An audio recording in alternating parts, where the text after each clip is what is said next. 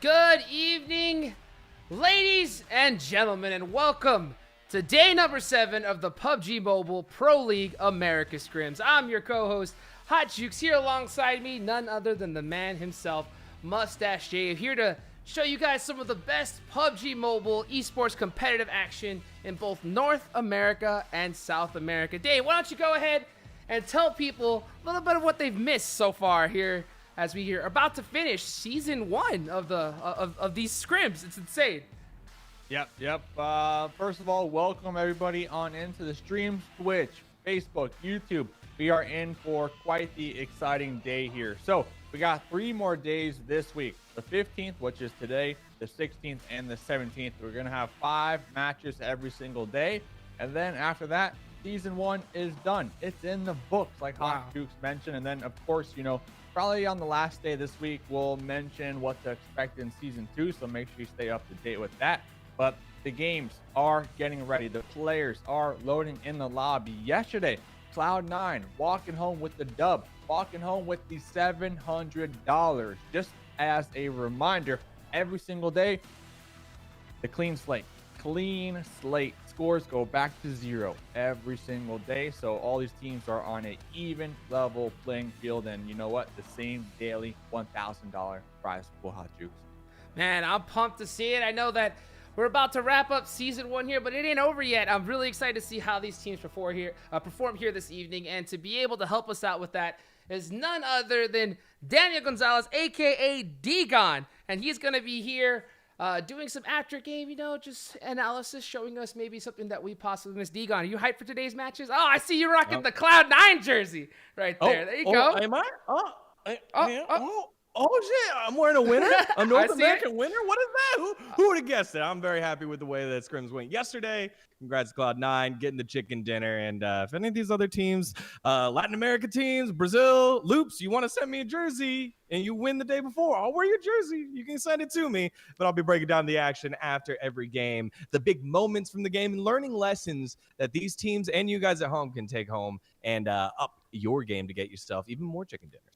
Ooh, and you know what? Something that's really interesting that I have noted is we started off season 1 with the North American winner. And then going there, it was South American. North American, South American, North American, South American. Now North American here. Will the pattern continue? That's what I'm excited to see here. So just to kind of remind you guys exactly how they're going to be able to get this prize, if you're just brand new to the stream, let's go ahead and show you guys the point system. And in order to do that, first place, 20 points on the board. Huge. We've seen that just one of these chicken dinners can lead to that big $700 prize pool that we're going to show you here. Third place being 10 points and 1 kill equal 1 point. Dave, I mean, come on, right? We've seen this point system just cause all kinds of wreck here as season 1 has gone on. Yeah, I mean, almost every single day when we go into the final map of the evening, game number 5, that top 3 spot is, you know, up for grabs still. All it takes is 1 chicken dinner and you're going to find yourself up there in the money. Now, I know D-Gon super pumped up for Cloud9, but hey, I'm going to be real, D-Gon, and let's get your take on this. Cloud9 yesterday, circles after circles, my man. I mean, they were positioning themselves pretty well, but they only had 18 kills altogether. Omen Elite, for example, 2nd place, 25 kills. Ace, 4th place, 20 kills. So, I don't know, D-Gon. We're going to have to see Cloud9 clap back here tonight, so I don't think it's just a one lucky night. I mean, Cloud9 has been one of the top teams in all of North America for a long time, so I think they'll be fine. The fact that they can go ahead and place this high using the placement points as you see on your screen and not have to worry about fragging out makes me feel better, sleep better at night. You don't have to keep working super hard when the guns aren't working. You're still able to get yourself in the money.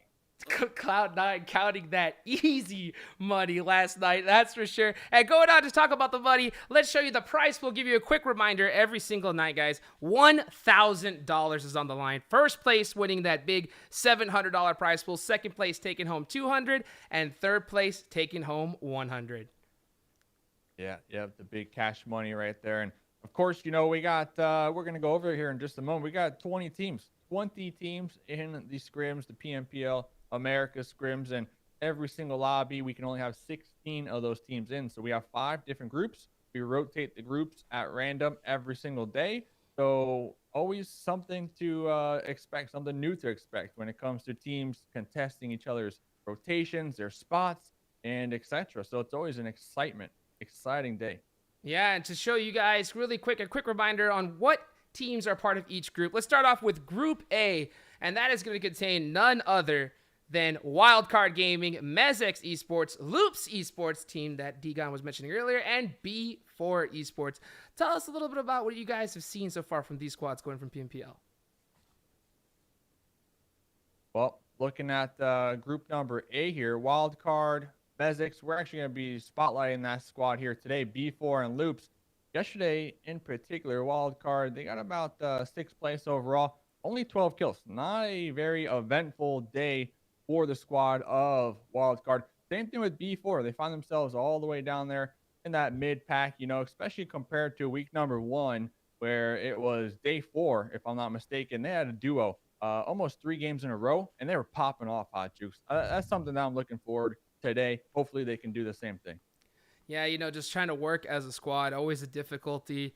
Trying to get that synergy. Man, we've seen. I can't wait to see B4's development as the days go on here. Going on from Group A, let's go ahead and check out Group B, and that is going to have none other than GRUNTo Esports, CultuBGBG, Enxame Gaming, and Omen Elite. Omen Elite, man, I think they had some. We saw some Twitter beef going on a little yesterday there between them and Wildcard. Some crazy plays going on, as well as a big assist for them to Cloud9. Dave, why don't you touch people up on that? Yeah, I mean, they're playing it off as a joke. It's all friendly, it's all banter, but nah, man, it is beef, dude. It is beef. I had to actually call it out and say, this is beef, because there was a pull-up. If you can recall, it was Omen, 4 members in that one Dacia. They got a knock onto Wildcard, and they just sent it. They were just spraying out that Dacia. Wildcard, they got clapped pretty hard. They didn't even know what was coming their direction, Hot Jukes. Hopefully today, maybe Wildcard will have an answer to that. The revenge. Man, Omen Elite double it down, saying, we ain't scared. We ain't scared of any team there, putting in that work. Hopefully we can see. These were our day 1 winners as well. So far we haven't had a repeat first place winner. And who knows, today could be that day. Going on from Group B, let's go ahead and check out Group C, and that is going to be none other than XQ Gaming, Alpha 7 GG, Ace 1, and Tempo Storm. Dave, tell us about these squads. Yeah. I mean, Tempo, like you mentioned, back and forth with who wins the chicken dinners at $700 at the end of the evening. Tempo, they had their taste. But honestly, when it comes to Group C, the most consistent squad here within the lobby as a whole, and I'm 100% confident in saying this, has to be Ace 1. Almost every single night we have played in so far, they finished top 5 on the overall leaderboards. Top 5. I mean, they got back-to-back, back-to-back 3rd places, actually, last week, if I'm not mistaken. And then just a squad. I mean, they got it together. They got it all together, Hot Juice. Yeah, I think it's a team that we've seen constantly, like you said, up there in the leaderboards. I think we've even seen them in first place at one point without a chicken dinner. So, I mean, they're getting that placement that I think they just need to dial it down a little bit and, man, take home that top 3 prize pool. Moving on from Group C, let's check out Group D as we got teams starting to get into the lobby here. We got Simplicity, Cream Real Betis, Team Carreta Furacão, and Team Queso. Quick, touch on these teams real quick. Quick over here. I mean, we're going to be looking forward to these squads. Simplicity, they need to make the come up. They need to make the comeback here tonight. They got a lot of fans. Team Carreta, another one of our highlighted teams. So we'll pay close attention to them. Killing it. And last but not least, Group E, which is going to be Pittsburgh Knights, Triumph Gaming, Team Solid, and yesterday's winners, Cloud9. So, I know that these teams are really looking to make a really good performance this evening. To show you really quickly how the matches are going to be, starting off with Erangel group. And as you can see that, just a reminder, guys, these teams, there's 5 matches today, but these teams are only going to be playing 4 out of the 5. So Group E is going to be sitting out. So Cloud9, they're going to be able to sit back, watch as these squads, be able to get in a little extra warm-up practice, and then come up and be able to play all 4. I think that's really the best one. If you're going to miss one, I think the first one. That way you can make sure you can get as many points in order to win that chicken dinner. So guys, our team of the day, every single day we highlight a different squad. And today we're going to be highlighting Mezexis ESports with their lineup being Mraz, Mitz, Vega, Darius, and Gamma.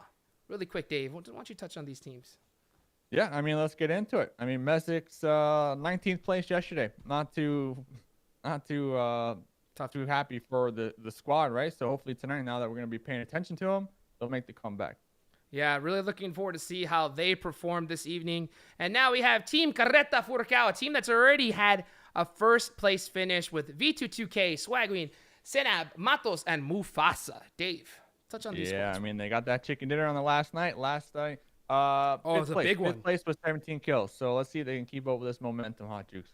Yeah, looking forward to see how they go. And let's go ahead and jump in the game right now, ladies and gentlemen, as we see the plane path going for Erangel. And look at this. Good solid plane path here to start it off. You know, I think that all these teams know this plane path really well. I think you're going to probably see Tribe. Tribe is actually sitting out of this one right here. So that's going to leave Rozhawk open. And that's dead center. So I wonder which teams are going to be able to kind of, you know, recognize that there's 4 members on the plane that haven't dropped yet and take their spot. Yeah, exactly. The Knights, Tribe Gaming, Team Solid, and Cloud9 are victors from last evening. You touched on it real quick there. That's going to be our group that will be sitting out of this first map, and then they will be participating in the final 4 maps after this. So make sure you stay tuned if that is one of your squads. So looking at this first circle, no idea where it would go. I mean, looking around real quick here, Cream looks like they are going to be dropping right smack in the middle. Like we said, Rozhawk is going to be open, and they are going to take advantage of that. Look at that first circle. On up. Yep, Wildcard up goodness. there in Severny. Looks like Simplicity are going to be dropping North George, and then Loops down there in that Crates South George area. So we'll have to pay close attention to these teams as they did get favored in circle number 1, Hot Jukes. Yeah, you know, I ain't gonna lie right now. I'm hoping for a Zarky circle. Every time first circle is over there, I just gotta see it. I want to see it one time in competitive. You know, it's so rare.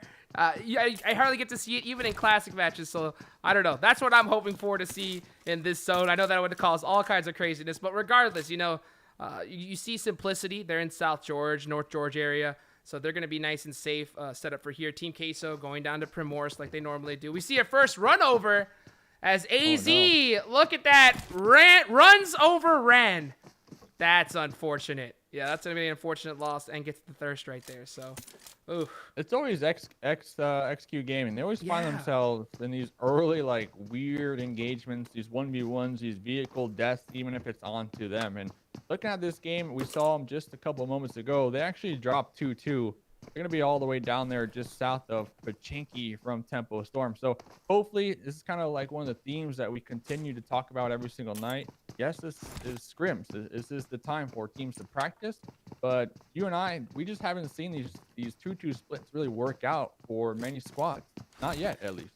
Yeah, you know, as a matter of fact, I think we see a lot of squads just do that kind of split looting and not even 2-2. I think we see a lot of these teams, it just fully spread out. And unfortunately, when we see that happen, I think a lot of the times we see them get caught out by a bigger squad as they just kind of wait and fully flush them out. And you're left with a 3-man for the rest of the evening. And that's just a tough situation. I think I would like to see these squads at least go 2-2 or just stay at least in the nearby vicinity so they can start making that movements. And I think that this is the best place for them to learn. That's for sure. Yeah, and this is kind of about teams learning. Hey, maybe Team Carreta, they're trying out some things. They're learning something themselves. As you know, we also talked about the 2-2 split. They're going to be actually doing that all the way up there in Stalber and Meshki. Yeah, very interesting loot spot. I mean, they should be fairly safe. You know, as long as Wildcard, they do push out of Severny, which they tend to do pretty early on after they get loot. They tend to go into a more centralized position. So Team Carreta, I feel like they're going to have a nice, smooth early game transition here, at least for circle number 1. I wonder if, like, with circle number 1, if I'm Team Carreta, I would definitely think about, okay, we know that Wildcard's going to be in Severny. Severny, they're going to have it to themselves, so they're going to loot it up like crazy. So I wonder if you're Team Carreta, if you want to go ahead and possibly take off early from Stalber, right? Go all the way across the map and possibly camp Wildcard's rotation. That would be really interesting to see right there, you know, because you know where they're coming from and you know where they're going to be rotating out of. So if you're able to position yourself properly and get there early enough, heck, I mean, that could be a good solid 4 kills out of a car. And I mean, If you're going to take out a team like Wildcard, the best place to take them out is out of a vehicle. You know, you don't want them shooting at you. So I think that's something that they'd have to definitely keep in mind. Russell, you see him here kind of holding off that off angle. He's a very aggressive player.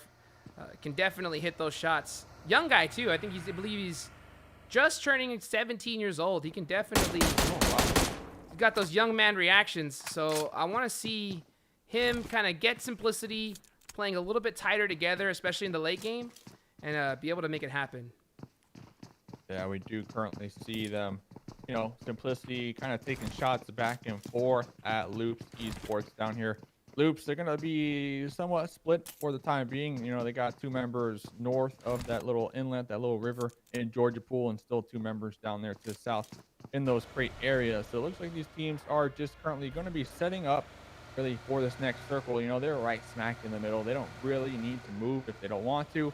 Checking in real quick with simplicity once again. We got Russell on the move. I mean, right now, Hot Jukes, like, what are you seeing here? If you are simplicity, wide open roads, what's the game plan? So right now, simplicity just looks like they're trying to get vehicles, right? They want to get as many vehicles as they can, run hopefully 4-car strat, and that just seems to be the move right now. You know, you want to have those as many vehicles as you can in the late game, because if you're in an open field, it's great to have a car, put it there, blow it up, and create kind of like a car wall. We've seen a lot of teams use that strategy, especially in the late game. So it's easier for rotations too, a lot safer. So I think that right there, they're just kind of driving around, finding some cars, and trying to get ready to move to their next position. You can see Ace trying to do something similar here in Rozhawk, as they already have 2 vehicles, but still trying to get some loot while the zone's still closing. Yeah, and this is also interesting. I mean, Ace 100% paying attention to the lobbies, you know, dropping Rozhawk. They were aware, like you mentioned, Tribe. This is Tribe's hometown. This is Tribe's hometown, but Tribe, they are going to be sitting out game number 1. That leaves, you know, a nice centralized position within the map of Erangel open for the taking. And I'm actually surprised no one else really contested Ace here. Ace were pretty much able to get it all to themselves. And you know what? We'll see exactly where this next circle goes. We have to assume Rozhawk will be in that next circle, considering position. Looking real quick, though. You were talking about them earlier. Yep, Sheepfan over here from XQ Gaming on top of the roof, trying to connect some shots on Green currently on that Gets those hit markers. Looking to reposition and connecting some nice ones over here. Down here in the school apartments area. Does look like Cream, they will be able to find some cover for the time being. They don't really need to rush this one. They don't really need to send it. They don't really need to crash into anybody if they don't want to. They're most likely still going to be looking for some loot. I mean, that level 2 helmet already damaged after that rotate. Oh, yeah, they know exactly where that is. Oh, no, Italox trying to find a position for his squad, and he does run into Team Queso, and they're chasing after him. They want this kill, and they want that loot. Look at that, Ayala.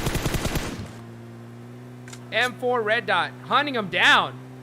Are they going to drive into the water here? What is going on? I don't know. Italox is on the run. He's trying to get away. Ayala jumps out.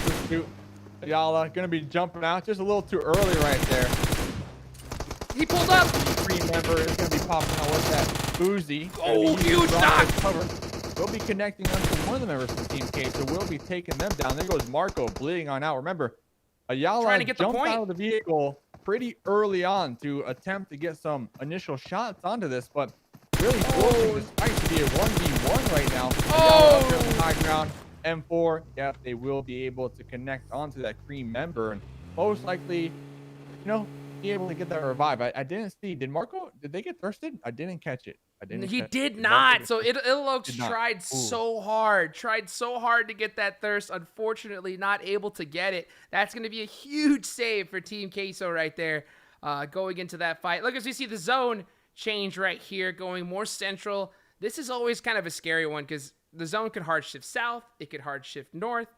And whichever side you pick, you're most likely, you're going to be in a great position. Because regardless, you know where teams are going to be coming from. So they can only come from so many bridges or they have to cross the water. And crossing the water and leaving your vehicles, that's no fun. So yeah, it's going to be interesting to see as this match goes on. But yeah, that was a huge break for Team Queso right there. Marco able to just crawl to safety and to be able to survive that onslaught right there. So great points for Team Queso. Played that one tight. You can see Juan gets taken down as well. from Alpha 7. CultuBGBG having a little trouble on this rotate. And you know what's something we saw earlier? So, we saw, hold on really quick. Enigma finds Keto. Oh, no. Yeah, Cream, you know, they just Cream. can't seem to catch a break. They're all scattered. They are all scattered right now. And it kind of started when Sheep fans started taking those initial shots. I feel like Cream, they need to kind of work with dealing with this pressure, you know, when it comes to their rotates. They were able to survive, but somehow they managed to just separate so far from one another. And now that's pretty much going to leave Mitsu. Yep. What a shot from Spring right there. The second Oh story. my gosh. Here's Wildcard. Look at Wildcard. They're pushing as a unit. You know, they're not aware if this is a solo, a duo, or whatnot. Most likely they're aware it's a duo, considering if they're paying attention to the kill feed. But I like how they're pushing as a unit, just in case, you know, there was 2 members of the team out there looking down the stairs, ready to maybe unload their magazines, maybe get a thirst. I mean, this teamwork right now, that was a nice push, huh, you? I mean, they didn't even have to push. I mean, you could just tell how they were so patient. And Spring, their off-angle specialist, from the side, was able to get the knock before they even had to push. That's just great communication right there, coming out of Wildcard, and great execution to be able to knock down that one member from Cream. And, you know, we've talked about time and time again, you never want to push by yourself. As look, Team Carreta on to the last member of Cream. Devastating. In the unit. Unico trying to survive. Knocking on the front door. And that's it. Oh, man. Oh, he naded himself! He naded himself! Oh, my gosh! Oh, no. He didn't want to give him the point. What? He didn't want to give them the point. He knew he was dead. He knew the whole squad drove up. So I think that he just naded himself so that they can get out and refuse to give another team an extra point on the board. What a play from Cream Real Betis right there. Oh, man. I think you try to take the fight, though, man. I think you got to try. Throw your grenades down the stairs, you know, try to knock out one, maybe get a thirst, go out like that. Because, I mean, you could get 1 point, maybe 2. I mean, that right there shows me that Cream, they don't believe in themselves right now. They don't believe in themselves. And that's something that they need to change. You know what? No, you're wrong, Dave. You're 100% wrong right there. They did believe in themselves. They believed that they wanted to go back to the lobby right there, you know? And that's exactly what they did. You know? Oh, look at this. Oh, no. Oh, the snipe right there. Snipes. Yeah. Oh, look at this. Oh, the zone is starting to shift right now. Yeah, I think that after that kind of push, you hear all those vehicles. It's going to be a tough play no matter what. I think they said, hey, you know what? Let's just reset. Oh, look at the zone. Dead center. GRUNTo, Simplicity, Alpha 7, GG. They are out there to the east. They need to make their way on. Are they going to go for a wide rotate? They probably hear these shots over here from Wildcard. I think Wildcard are taking some shots back and forth on the Team Carreta from earlier on. So if I am Alpha 7, I'm going to try to avoid that at all costs here. Looking at Team Carreta, yep, they're healing on up after receiving some shots out there. Yeah, they're trying to find a position here, and you know what? This zone, even though it looks kind of split with the water, you'd be surprised. There's so many spots in this circle. You know, all kinds of divots. There's all kinds of divots near the mountain. I think that those, obviously, if you can catch those 3 houses right by the bridge, I think that's the best position on the map right now. Because if the zone rotates north, you're already on the north side. If it rotates south, you can still rotate pretty easily. So I think that's probably either there or the 3 houses on the side of crates. So either one of those places. But at the same time, man, this is tough. You can see Alpha 7. Everybody's trying to just find a spot. And you'll see a lot of squads, especially once they come in late game. They're just trying to just get an edge, you know? Just touch the zone, hold down safe, and just continue to go from there. Because, I mean, at the end of the day, you do not want to be a team going out any earlier than you have to. Look at this Mufasa. They just want to feel alive right here. Team Carreta, we saw kind of the same rotational path as Alpha 7 here in the distance. I do believe we caught just a glimpse when we looked at the map. I think that spot you mentioned, Omen Elite, are going to currently be occupying it. So all these players just kind of waiting to see where the next circle goes. Will our spotlighted team of the evening, Team Carreta, will they be favored in the next circle, or once again forced to continue the rotations? Now Lucas over here from GRUNTo. This is going to be in the north end here of the circle. Yeah, we do see next circle. Lucas by themselves behind this tree.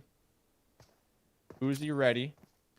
More grenades coming out from Team Carreta. So we have a little 1v1 happening right now. But the support from GRUNTo, we see it on the minimap. They're starting to approach. They're starting to come and lend that helping hand to Lucas. So Team Carreta, Swagling's in a world of hurt. Split up. They're getting split up here.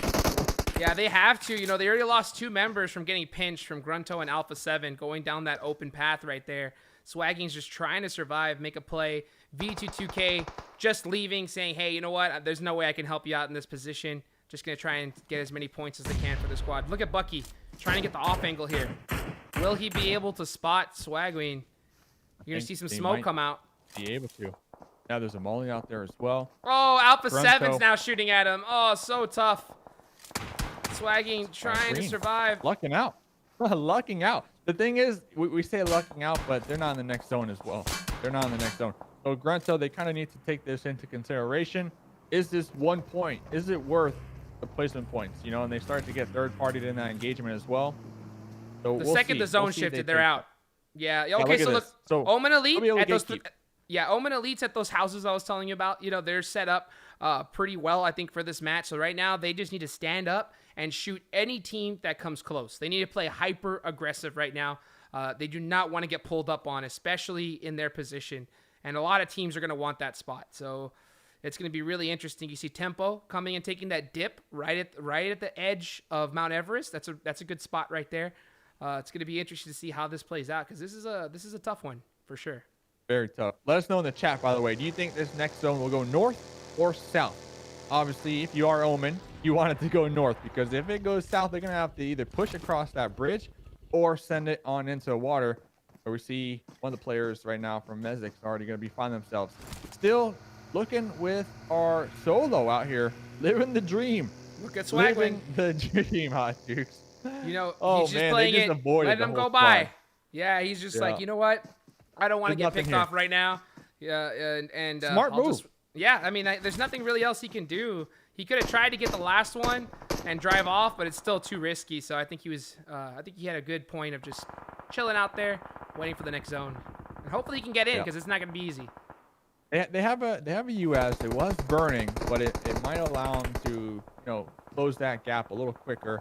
It's gonna be risky. They are a solo player. They can probably just hoof it on foot as well. Well, especially and with every how minute close they are to the next zone. And every minute could be an extra placement point. Every minute you're alive. Exactly. You know. So he's just trying to survive as long as he can. You see GRUNTo holding this wizard tower right by Omen. Yeah. He's by himself, I believe. Or I think he has a teammate right. No, yeah, he is going to be separated right here. Oh, separated. Yep, gonna have their eyes. Oh, Bucky's on the. Oh no, he's got the Bucky. first floor. Yeah, he's got Bucky right below him right I have there. two vehicles too. Two vehicles as well. So GRUNTo and Omen find themselves in a really nice position, like you said. This is kind of where you would find yourself personally. So we'll see if it will pay off depending on this next zone. I am kind of concerned with Wildcard. Wildcard out there just north of this. They might be able to overlook this. I mean, how strong honestly, is Wildcard's position?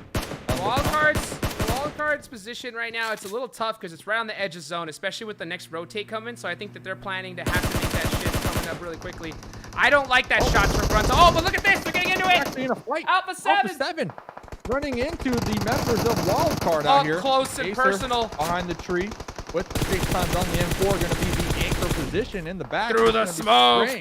On into the smokes and connecting Rolex onto from the Rolex from downtown.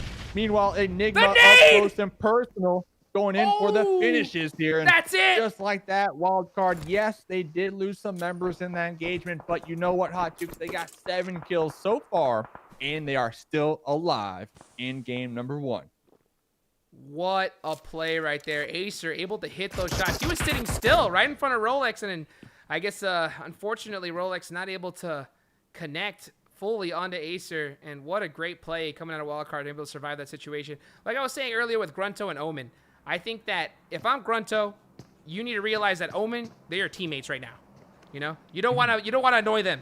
You know, you should say, hey, Omen, you do your thing. Well, you cover that side, we'll cover this side, yeah, and then we'll fight each other at the end for top 2. You know, think about late game. Yeah, think about late game, because the more that you shoot at Omen, you're gonna make them more mad at you, especially if you're gonna piss them off, and especially when you only have 2 members up. You should be like, hey guys, yeah, you cover that whole side of problems, we'll cover the water, and we'll let you know like, when people go come in the this window way. and wave at them. doing a little emote wave at him real quick. Yeah, you shouldn't be really shooting at them just yet until late game, especially you're in zone again. So you're gatekeeping a lot of teams right here.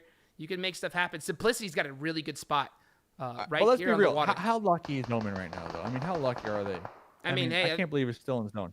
Hey, 100%. You know, like you could just take. This is the game you wait for. You know, when you get zone like this, you try to go and get that chicken dinner with a bunch of kills, and then the times you don't get it, just try to get the highest placement point. That's how you win first place. But look at this, HCL. Oh man, unfortunately, unable to hit those shots right there. Probably the 2x. Look at extra cheap man getting into it. Oh. Yeah, here comes Ace. Remember, Ace, they dropped Raw as Hawk. Ace were kind of on the tail end of XQ Gaming. XQ Gaming were in the zone before them. So XQ Gaming theoretically were able to set up a camp on the edge over here. They were prepared for this one, and it shows. You know, Ace, they already have 3 members bleeding on out. Starlight's going to be making the push on up right now. Going to be tossing in a nice Starlight grenade. Will it for connect? 3! Not only that, HZL is on the opposite end of this. Also that's it! tossing grenades. Yeah, both of them. The duo combo right there, tossing grenades from both angles, able to get enough damage on them, get the wipe, and they should have enough time to get Sheepfan up, especially because we see next circle did pop. They're gonna be right there on the edge in the south. The thing is with this circle, Hot Jukes, we haven't really seen the whole thing yet, but I know for a fact Omen, that compound cannot be in any longer with this new zone. So I'm really, you know, I'm concerned for them. How are they gonna make it across this water? I think they're just going to hit the water. They're just going to hit the water, hit the edge, and have to hold it down. I think in this position. Oh, no. Acer stuck all on his own right there, trying to survive. He's quite on the open, and that's going to be it. He is going to go down. Tough break right there for Wildcard. Just being stuck out in the open. Mezexis, solos, though. too. A lot of solos. Yeah. We have 27 alive still. Look at that. 10 teams alive, too. Insane. Yeah. Mitz just trying to snake his way, you know, be quiet and get as many position points as he can. They did not get AZ. Oh, taking blue damage. This one hurts too. Yep. They're forced to pop up right now. Oh, I would have ran a little closer. Oh, they actually made it. They made it in. Okay, so placement points key. This is a nice position as well. As long as Omen don't see you. Unfortunately, he's out of meds. So that's going to be a tough spot right there. So he has to get in the zone. He can't eat any blue. If you're HZL right now, you need to be playing this super aggressive. You know, XQ Gaming, the whole team need to be just standing up, shooting at everything, making it difficult. Because look, Tempo is having to smoke and try and get in. But it's not going to be easy because you see that entire XQ Gaming squad separate, making things happen. HH has got the Scar. Going to try to make something happen here as well. They seem to have decent heals up. Omen Elite able to drive in right there on the edge. So they are looking to be set up for this fight as well. Tempo, here comes Tempo! They're sending it. They're popping out some smoke. They're popping the US. They're going to be crashing right on top of XQ Gaming. All popping out. All unloading right now. XQ Gaming are getting chunked down left and right. Big They nade! lost Starlight in the process, but 2 down from Tempo Storm as well. HZL playing that off angle in the back still. Going to be unloading their magazine. My concern is AZ over there. Yes, they have the cover. It's just they have him. the vehicles. They have the rock, but they are so far from their squad mates. Can they provide the he got support? Jessica ran over The third by Loops. flash. Who is this? One of the members from Loops doing Loops donuts, came. trying to get the confirms. There goes The Tempo third party. Down Perfect and third party. out. XQ Gaming trying to crawl their way on to AZ to maybe get the revive, but Loops, the unorthodox plays right there. Are Racking you up some kidding me? points. 3 kills for that squad right now. And look at that. They were able to get the thirst right here. Team Carreta, goes down to GRUNTo Bucky. That's it. 5 teams left remaining. What a play right there from Loops. Recognizing the third party. And that's what you have to do. Just come in at that perfect time. They nailed it right here. As Omen Elite at Simplicity. Having to look through a little bit of a reset here. Nico not wanting it. He's trying to get the finish. Doc as well. He does hit the laydown. It's going to be tough to see. I don't think he's going to be able to get Minwoo up in this position. Oh, and he gets knocked right there from VeneRated. Another point on the board for Loops. This is Loops just crushing it right now. They have all 4 up going into this. Omen Elite's going to have 3. But I think Loops, I got to give Loops the position in this spot here. Bucky all on his own. He's already, secured at least a 4th place position for GRUNTo. Gonna try and survive as long as he can. Look at Angry. AZ's alive as well for XQ. So we got 4 teams remaining. The next zone. Like Loops, the numbers advantage. I got to give it to Omen, though. I mean, they have been able to continue to survive. 4 kills so far for the team. They find themselves on the coast. Next zone did go on up. So, yeah, everybody's going to have to make their way on over to Loops. And we already see on the mini-map, Loops, they're going to start to take some shots. It looks like they're going to be shooting at Omen as they make their approach using this beach as cover. They toss out some smokes. These smokes were huge to allow them to reposition. They're going to be walking right towards Bucky. Bucky, maybe that snake in the grass, going to be hearing all the noise. Actually going to be popping up behind that tree here. Oh, they're pushing against the squad, though. Going to be taking some shots. Angry got caught. Connected on by Bucky and confirmed. The rest of the team. Bucky. Yep. Here comes the push now from Nico. Now they're moving as a unit. Nico and Telly. But it is Bucky. Bucky is giving Bucky connecting on the Telly. Almost getting the wipe onto Omen. Nico. And look at Loops. Last remaining member right now. They recognize Loops, it. once again. Full-blown aggression. Gonna be making the push with the vehicle, but you know what? Nico has something to say. We'll be connecting on that. Becker drove in. Attempting to make the push. We see Becker taking blue damage. What is going on here? Becker drove up with the car, switched seats and shot him out the car. Wow, what a play! Loops finishing that game in style. What a chicken dinner! Huge game. Huge game. Yeah. But you got to recognize this, Dave. Instant push. No hesitation. The second they recognized the time, they pushed instantly. It worked twice against Tempo and right there against Omen Elite. Perfect execution. Got to give it up for them. The same. Yeah. 2 times on Tempo and at the end there. So no hesitation at all. Insane first match right there. What a way to start off day number 7. Omen Elite ending up in 2nd place. Still having a great performance right there. Doing all that they can with that kind of zone shift.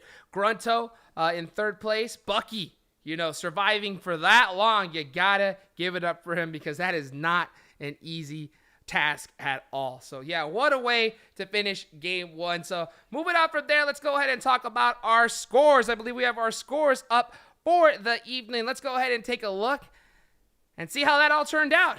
As you can see here, we have Loops Esports in 1st place with 29 points. Obviously, I mean, this just an absolutely great, crushing performance for them.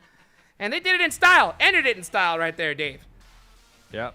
Loops coming out on top right there. Omen Elite still, I mean, I'm amazed that they're able to swim across that water pretty much unscathed with 3 alive at the end. They're able to clutch it out, get that 3rd place position for the team. That's going to be that momentum that they need to come into tonight. I mean, last night we saw some risky plays coming out from the team. They were able to pull it off, but now tonight they're looking to take that momentum and get the $700 at the end of the night. Now, best results so far in the scrims as well. XQ Gaming, best game yet. 3rd place, 9 kills.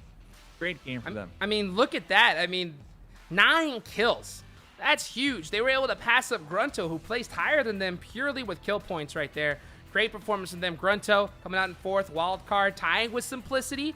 It's good to be able to see Simplicity moving up the board here, seeming to have better performances in these recent couple days. One of our highlighted teams of the evening, Team Carreta Furacão, in 8th place as well with 7 points. Tempo Storm and Team Queso finishing out the board. Let's check out the rest of the scoreboards as we have it right here.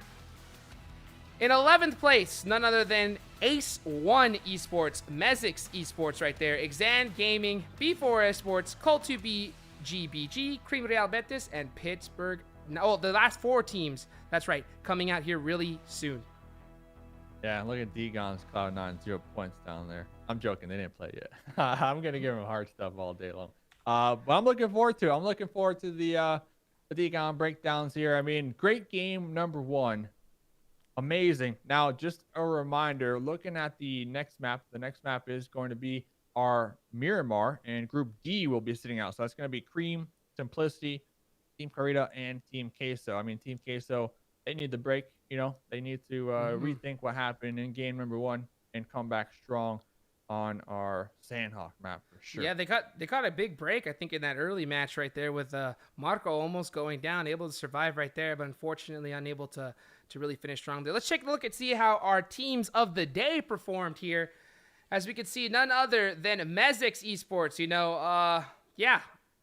Just Happens, a little bit of a goose egg here. It's a tough. These are the best of the best, and this is the perfect time, perfect opportunity for them to be able to adapt and move on strong here for the rest of the matches here. And going on from there, we have Team Carreta Furacão, Swagwin, 1 kill, 195 damage. This poor guy was having to try and survive as long as he could. This team got caught out on a little bit of an open rotation, something that happens to the best of us, and all you can do is hope that you can be able to make a good performance for the end. So I guess moving from there, I guess we'll go ahead and go over to Degon, so you can kind of go ahead and show us a little bit about what is going on and how, and do a little bit of a breakdown for us. So Degon, what did you catch? What do you think about the first game of day number 7?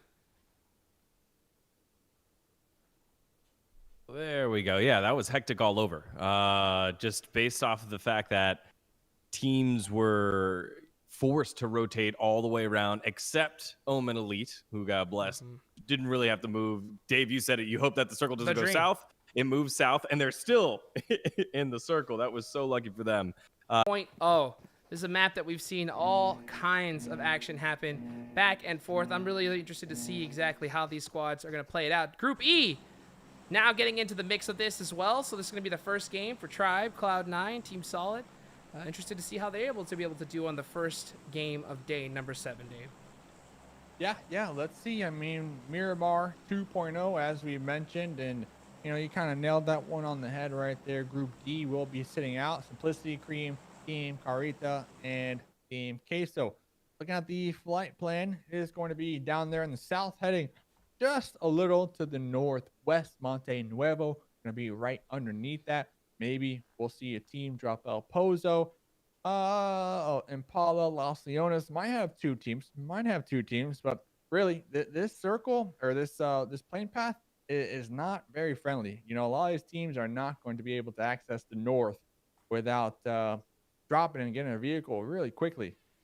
Yeah, I'm interested to see which teams are going to be sitting out here as well, and see if squads are going to be able to drop in their locations. I think we've seen Cloud9. They're going to go El Pozo. I think that's a spot that they really like, and it's one of the highest loot tiers in the game. So good position for them. Tempo, they seem to always go Picado. There's their first match of the game. They like to drop central, and I'm interested to see how they're able to hold that position down. You can see as everybody is starting to spread out, Ace is going to have a good position for themselves as well. Loops going down to Puerto Payaso as well, so they're all nice and set up down there. Look at the first zone as it goes far north right here. So all these squads, Tribe included, are going to have to get in a vehicle and start hauling it north instantly.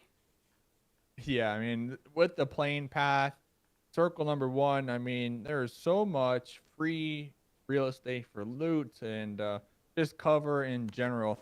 Getting into this game, though, really quickly, Exam all the way down here in the south, going to be near CultuBGBG, Mezexis. I mean, there's a couple teams, Alpha 7, and they're kind of all spread out for the time being. We are going to be looking at Dudu real quick over here, trying to get some loot to hear Miraz out there. Miraz actually going to be making the push, ump in hand. Dudu also has an ump and a shotgun.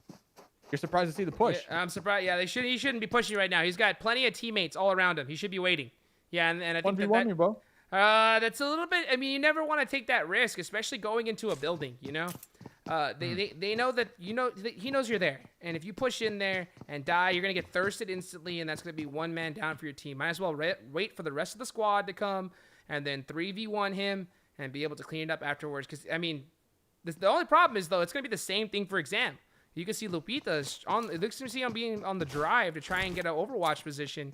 Look at Vega. Gonna try to get a good nade here. He needs to wait for the push. Mraz opens the door, waiting for the squad, doing exactly what he should. Here they come for the 2v1. Ooh. Does get one, and that's it. Perfectly played. That's what you're saying. Wait for the team. wait for the team. No reason to really push up by yourself, because we see a solo actually was able to knock out Vega. Of course, not going for the third spot, only because of the support from the squad mates, right? If they were by themselves, that's going to be 1 point on over to that solo member from Enxame. So exactly how they needed to play this one out, like you said, and a good start for the team. I mean, they're all the way down here in the south. Yeah, smart down here play. in the south. They have to focus on how in the heck they're going to make it on into the zone. Meanwhile, a lot of these teams already focusing on just that. Tempo Storm, they find themselves over here in Picado, all to themselves. Yep, all to themselves, right on the southern end of the zone. So honestly, they should be fairly decent with loot. Hurry up and loot, right? And then get into a more centralized position. Like, if that's me right now on the squad, that's probably what they're thinking. I mean, what are your thoughts, Hot Juice? Yeah, you know, they're set up. So right now, loot everything. Loot every single crevice, because I think Miramar is one of those maps where loot is so important. You really want to be as overgeared as possible, especially when it comes to this, because you're going to be out, stuck in the open, and you're going to be putting a lot of shots down range, shooting vehicles and everything. So having that kit is just imperative, especially in this map. So yeah, loot everything and then get going as soon as you possibly can. And that's kind of what some of these teams, they're already going to be doing. They're already going to be doing it. Vega able to get revived from that earlier fight, that earlier engagement. Looks like the squad out here, Mezexis ESports, were able to find a couple of vehicles to themselves, and they are going to be using the roads as a fast way to travel on into the southern end of this new circle, or circle number 1. Taking a nice little aerial shot over here, looking at Tribe. They're going to be next to each other. GRUNTo as well. Find themselves in vehicles. Now they are going to be rotating near Tribe. Tribe might hear this. Tribe, are they going to be pulling back, making a U-turn over here, maybe looking to get involved, or possibly just looking to gatekeep? Yeah, I think you're just trying to find your position this early in the map. You know, you just want to get there safely, not worry about anything. You don't really want to lose any of your vehicles, because Miramar, you're going to need them. You know, if that zone hard shifts, you got to drive there. There's no way you're going to be able to run there and survive. So, yeah, I think Tribe just trying to go get as many vehicles as they can and secure their next position. And if they get there fast enough, then they can worry about gatekeeping. You know, once they're set up, then you start worrying about shooting at other vehicles. But until then, yeah, just try to get there safely. As you can see, AZ from XQ Gaming getting a first knock on the B4 early in the game. So that's going to be a good knock for them going into this. You see Gran trying to make up for him. Yeah, making up for him getting ran over. You know, now he's going to hopefully try to do the running over in this good old-fashioned mystery machine. See if he can be able to make something happen. Oh, look at that. They were able to get B4 up. That's good for him. So, they got good little rescue right there. Well. Yeah, but we're Team Queso, they're not in this match. So you know, Golden Marauder open for the taking. Open for the taking. We'll see who or what squad that is. We'll be the ones riding around in style. Now, we haven't really caught a glimpse of any team taking advantage of those vending machines yet. Every time I'm in Miramar, I always try to make sure to find these vending machines. And my squad mates I was playing today, they were getting mad at me because I sat there for like a good 5 minutes and I ended up with 20, my goodness. 20 set up for the rest of the match right there. That's, you know what, I like it's so satisfying too, you know, when you're able to, you hit that vending machine and it starts giving you out like 3 or 8, all the sounds and everything it makes like that. It's always a good feeling. I mean, think about energy drinks for free. Like once when you get your gear, you know, your armor and your desired weapons and maybe a scope here, because I can never find a scope on Miramar. But once when you get that, just sit at the vending machine, get those energy drinks, and then you're set for life here. You're set for the chicken dinner. So hopefully, you know, these players, they take advantage of that. I mean, it's in the game. It's a new mechanic. Yeah, use it. Use it to your advantage. I mean, if you get caught out, we've seen it time and time again, especially in the larger maps. Heal strat is used constantly. And if you're stuck in a position where you got 5 teams gatekeeping you, you're going to have to give your heals off to one person most likely. And having more drinks could come huge in the late game. So, yeah, I mean, just abuse it all you possibly can. You can see King A here on the drive. They're trying to find a spot right now that's going to be optimal for them. Looking to take the high ground right here. It's going to be a good spot. Good spot. So they'll be nice and set up for the rest of the evening. And, yeah, interesting to see how they perform. Looks like they all have vehicles as well. So all 4 in vehicles down here in the south. currently awaiting to see where this next circle brings us on our journey here this evening on Miramar 2.0. See the Knights out there in the west, El Pozo, Crater Fields. They're just going to be on the outskirts, taking their time right now. I mean, the blue zone not damaging too much here. They're probably going to wait to regroup and see where this next circle goes. And Wildcard once again find themselves in a centralized position. I mean, they know how to read these circles. That's one of the strengths from the team. They always find themselves in the late game in a pretty decent position with a couple kills. Even though last game, Alpha 7 kind of caught them off guard, you know, crashing right on top of them. They were able to get the squad wipe, but they lost 2 in the process. So it kind of set them back here. Oasis no longer in this next zone. Look at that. Loops.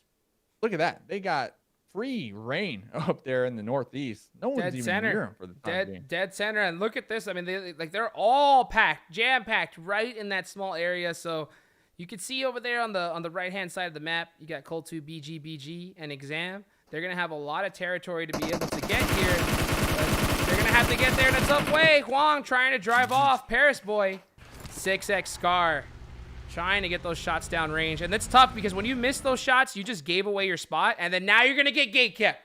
Look at that. Huang now. You see, turning around on them.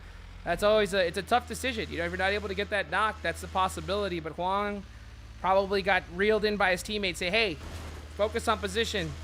You don't want to get knocked and thirsted this early on. So, yeah, great plays from them. Sam, you know, that early drop, they were all spread apart down there. They already lost 2.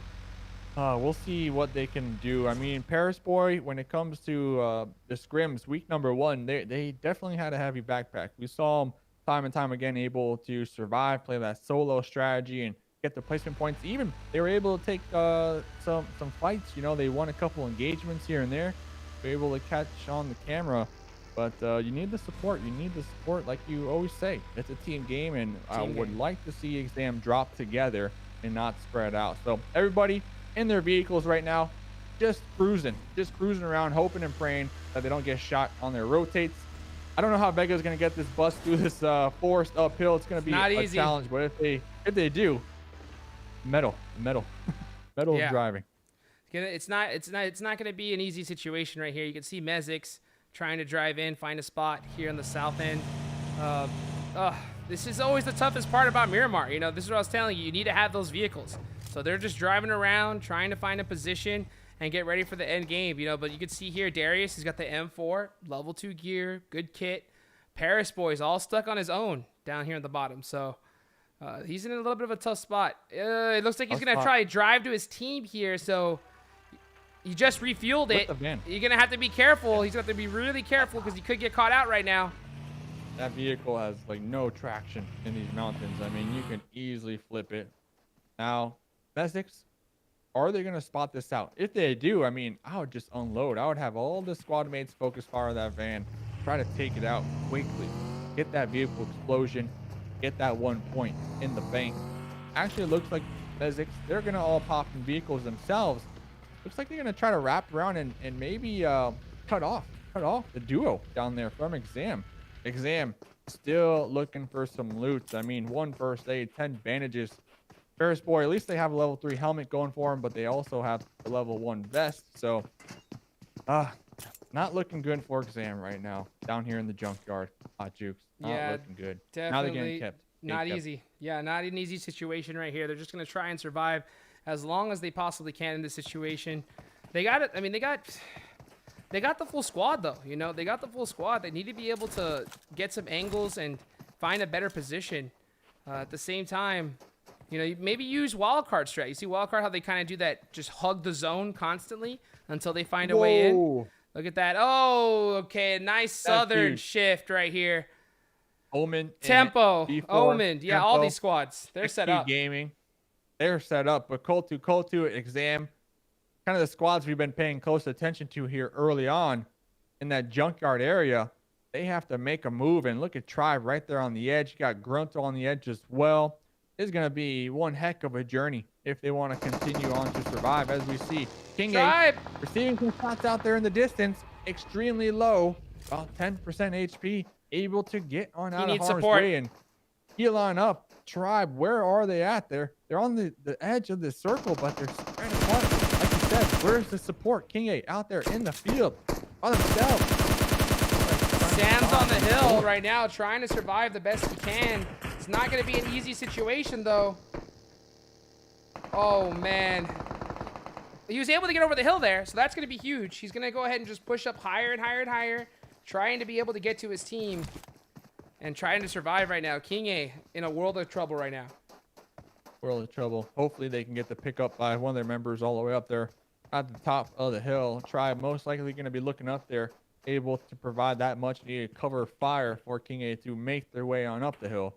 Team Solid Kevin out here taking a breather, guarding the vehicles. All right, I thought I saw 2 buggies in that garage, so important job for Kevin. Make sure our 2 buggies stay safe, stay secure, as it looks like these teams are going to be waiting for this next circle to go on up. Teams playing the edge right now. Mezexis ESports finally able to make their way on into the circle. You know, they're nice and set up right here. You know, they're at the edge, just trying to hold it down right now. I think that they need to be focused, though, is what's going to happen if that zone hard shifts. You know, you got to have a plan in place already. So the IGL should be saying, all right, if the zone hard shifts, we're going to go this way. We're going to have to fight this team right now.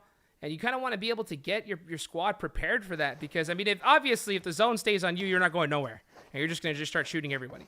But, yeah, in this position here, they're going to definitely have to have that strategy come into play. And I think that from what we can see, and they should have that info as well, they should know tribes above them. They're going to have to go on that right side. But it's going to be tough because they're driving wide out in the open. And we've seen what teams can do when there's vehicles driving off. Yeah, I mean, in this position, though, Hot Jukes, we see Tribe up here. They have 4. They're pretty much overlooking Mezexis ESports, right? Like, well, what do you do in this situation? Do you push down there? Do you throw out some grenades, try to clear them out so that they don't backstab you and you rotate? Or do you kind of just play it out and see where this next circle really takes you? I think both teams are kind of trapped, right? So they know that they can't really rotate the way they want to just because there's another team nearby. But look at this. The zone did shift away, so they need to start taking off instantly. And unfortunately, they just mistimed it just a little bit, so they're going to be going a little bit later than they want to right now. Oh, it could be a tough time for Tribe as they're going to try to get into the zone. Hopefully, they can find a position here. See, you can already see all these other squads. They're already driving, you know?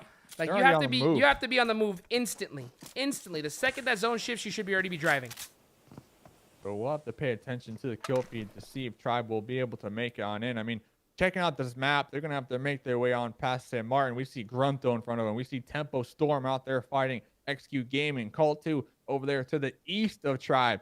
There is a bunch of teams down here in the south. Not only that, how will Omen Elite's rotate play into this one? They're going to be all the way down there behind everybody else, seeing their movements. Will they opt to try to third-party these fights, you know, come up from the behind, get the backstab, or go for a ultra-wide rotate? One thing you have to note, the blue zone is pushed on in, so these teams need to take that into consideration when it comes to their rotates.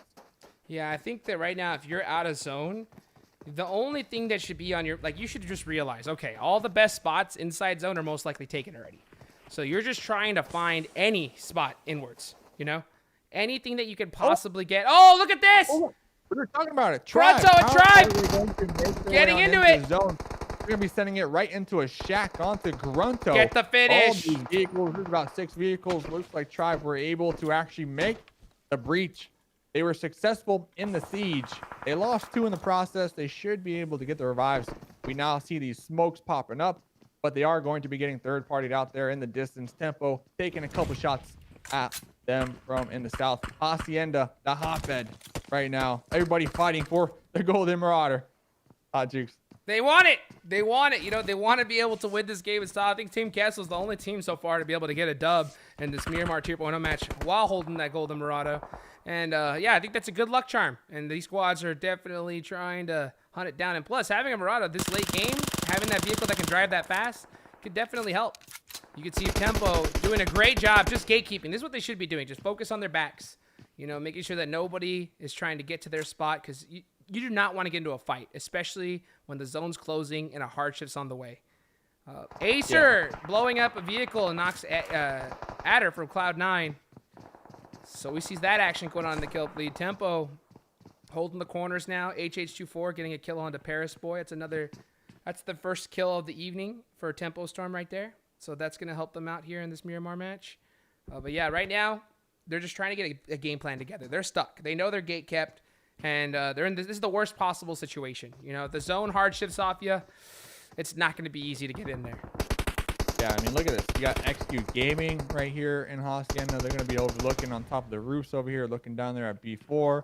And like you mentioned, right next door, Tempo Storm as well. So kind of similar to game number 1 with GRUNTo and Omen. They're kind of neighbors for the time being. So, you know, they don't really want to take shots back and forth at each other. They want to make sure that nobody is able to surprise them and come in from the south. Outsider. The Knights out here, outsider with the mini. Gonna be popping their head right on over this hill. Gonna be surprising B4. Knights with 4 alive, looking to make their way on into this new zone. Currently waiting for the regroup right here before making that push. I don't know, did outsider get to confirm? They did, but the thing is that they don't even need to fight this against B4. B4 is alongside the zone. They need to focus on getting position more, because the longer they wait, there's going to be a team that's going to possibly gatekeep them, and that's exactly what's happening. You know, you don't want to get caught gatekeeping right now. Get position first, and then start worrying about kills. So yeah, they're getting on the hill right here. Oh, Tribe! What's happening with Tribe? What? Omen Elite pulled up on them. Elite pulled up on Tribe. And Seagut. Tribe, they took this over. Just the last one alive. Ago. And look at this. Angry find themselves in a 1v3 Devastating. with Coltu. Angry inside the smokes right now. Juan gonna be pulling up right behind this van. Gonna be spotting Angry. Angry extremely low when it comes to the health over here. Juan gonna be able to pull on back. Angry is actually inside the fire. Does Juan recognize this? Right I don't think they see him. Gonna be tossing out some grenades right here. What a crazy position. Yeah, they don't even see him, but they know for a fact there is one member in the smokes. And call two. They're gonna be wrapping around. That's it. See the random spray. Yep, the random spray able to connect and take him down and out. Yeah, he did the best he possibly could in that situation. You know, Omen Elite pushed on the Tribe. Seagut able to be the last one standing out of that squad, and now he's taken down as well. So that's Omen Elite down in 12th place. Tribe out in 11th right there. CultuBGBG holding a great spot into this next zone. They got all that kind of hill advantage right there, and they see nothing but open field. But look at all these squads inside Hacienda, Dave. Look at this. This is huge. The close combat, the skills are really going to show here right now. We got looks like B4 on the outskirts of this, holding out XQ Gaming, and right behind XQ Gaming is Tempo. So there's 3 teams. Three teams right on top of each other. Hot juice. You see Starlight free fire. A nice little grenade right there to make sure they don't get pushed up. I really favor B4 because they're on the outskirts of this and they can third party this one. Meanwhile, Tempo trying to make the push, trying to use the inside of the hallways as cover. They're working as a unit right now to clear out every single room as they make that push. XQ Gaming's just trying to hold on right now in this position, trying to get all the pickups, but HH24 with a huge grenade. Able to get the connect right here, and they're looking to get into this fight. That's another knock right there. Tenso with the knock on the sheep band. AZ trying to get him all down. That corner. Not able to do it. Yep, taking down Tenso, but here comes the revive. We also saw there HH24 was kind of going on the outskirts, trying to wrap around, staying on in the courtyard, and just pop their head on through that window. XQ Gaming, they were taking out the sandwich action, the bologna and cheese, just too strong for them. B4 still holding their position strong on the outskirts right now. Smokes out to block some sightlines as they regroup, as they come up with some type of game plan. This fight is not in the next zone. Pedro third partying, TPPing, Rain getting the information, popping up. It doesn't matter. It does not matter. Rain connecting the final blow. Once again, Tempo Storm able to take out another squad here in Hacienda, and the prize. Look at that. They got it. They got it set up. That's what they're fighting for. They're going to go into this last zone in with style, Dave, as they have taken Hacienda hostage here. Yeah, they have it down. Look at this. Bayo trying to find a position here. He gets caught out in the dead center. Letting a little bit too late of a rotate right there. I know that's the best spot, but man, with all these teams shooting right now, you just got to hold the edge and try to make something happen. Left. Look at that. 7 squads left. 22 players altogether in circle number 6 right now. Wildcard still with 4 alive. They have a nice little hill to work with. They have some rocks to utilize as cover. Acer prepping his grenades. Gonna be cooking them. Gonna be tossing them on over there. Oh! Ace will be connecting. Acer with the 3-pointers. Going to be going for that flush. Another one! Grenade right on top of that same exact spot. Ace 1 are That's getting 2 knocks. shredded right now. They're getting picked apart by these frags, and they have nothing to, retaliate. It's a they have tough nothing. position They though can't do for anything. Wildcard. It's a tough spot for Wildcard to push on this though. Just to do their position right now. They got so many squads. They have to protect their left side because they don't want any team driving up on them. So they can't really just go to Ace and take them out right now. So yeah, that's a big 2 knocks. Unfortunately though, not much that Wildcard can do. Look at this. Nunez trading with Acer right there. That's going to be another knock. And right now, they're just all looking at the zone, hoping that they get it. They got 2. They got 2 revives. Ace still a duo. I don't know if they'll be able to close that gap and get those 2 squad mates bleeding on out. But like you said, Wildcard, they just can't risk pushing across that open field, right? They tried to get the confirms with those grenades. Was not successful in that attempt. They need to figure out the game plan. They are going to be around the edge in the north there. But you still got loops. 4 up for loops. That's going to be huge. Did that drop just land right in between those buildings for Tempo? That would be huge, especially in the late game. Can't beat that at all. Tempo have 2 up. Tempo have 2 ups here. So looks like Beats will be using this Look rock. at those shots. Going to be climbing up here just a little bit to get a nice little advantage Ace is point. Will be pinched. spraying out there. Going to be connecting. Ace, they can't seem to get out of this pinch like you mentioned. They can't seem to get on out of here. Oh, but the luck. The Knights spotting out Beach for a Wildcard. This might be the lucky charm that Ace need to regroup and maybe continue to survive a little longer here. Wildcard, they need to keep that in the back of their mind. The third-party potential. Oh, that's it for Ace, though. The lucky charm ended. But because of Pittsburgh Knights, they got a huge nade onto Ace right there. And that is going to be Ace taken out for the evening. Pittsburgh Knights now going on to Tempo Storm in this house right here. And it's only 2 up. They're trying to hold on. Loops, full squad still alive. Wildcard gets into the fight right here. Gets a knock on at 63. Raven going back and forth. A little ring around the rosy right there. We'll be connecting on the spring. And he gets the pickup. Wildcard, yep, not looking too good. They did leave one in the back. They left one in the north over there. J7 also going to be finding themselves in a 1v1 with Tensa. TM4 just too strong right now. Able to get that confirmed. And hey, only 2 more members left of the Knights. The Knights, they're on the outskirts of this one. Are they going to send it on in? They have to assume the revives will be coming on out from the side of Tempo. But regardless, Tempo, they are taking names. They're handling it. They got the best position right now. They're just trying to stay alive and get every single point they can. Wildcard looks like they tried to hedge their bets, hold someone back, have the other one just kind of go in. Hey, at the end of the day, it's a bet. They played it safe, and with that, they're going to get more position points. I think if they push together, they could have possibly been able to take that fight against PK. At the same time, though, you can't blame them. You can't blame them in this kind of situation. So, hey, right now, they're just trying to get every placement point they can. And he hasn't shot. He hasn't shot too hard, so I don't know if Loops is really aware of Acer's position right now. The worm in the dirt right now. Acer, the worm in the dirt, looking to capitalize on being stealthy. Like you said, Loops going to be that bodyguard for them. Loops now, they're going to be looking right over here in the direction of Acer. I don't know if they're aware.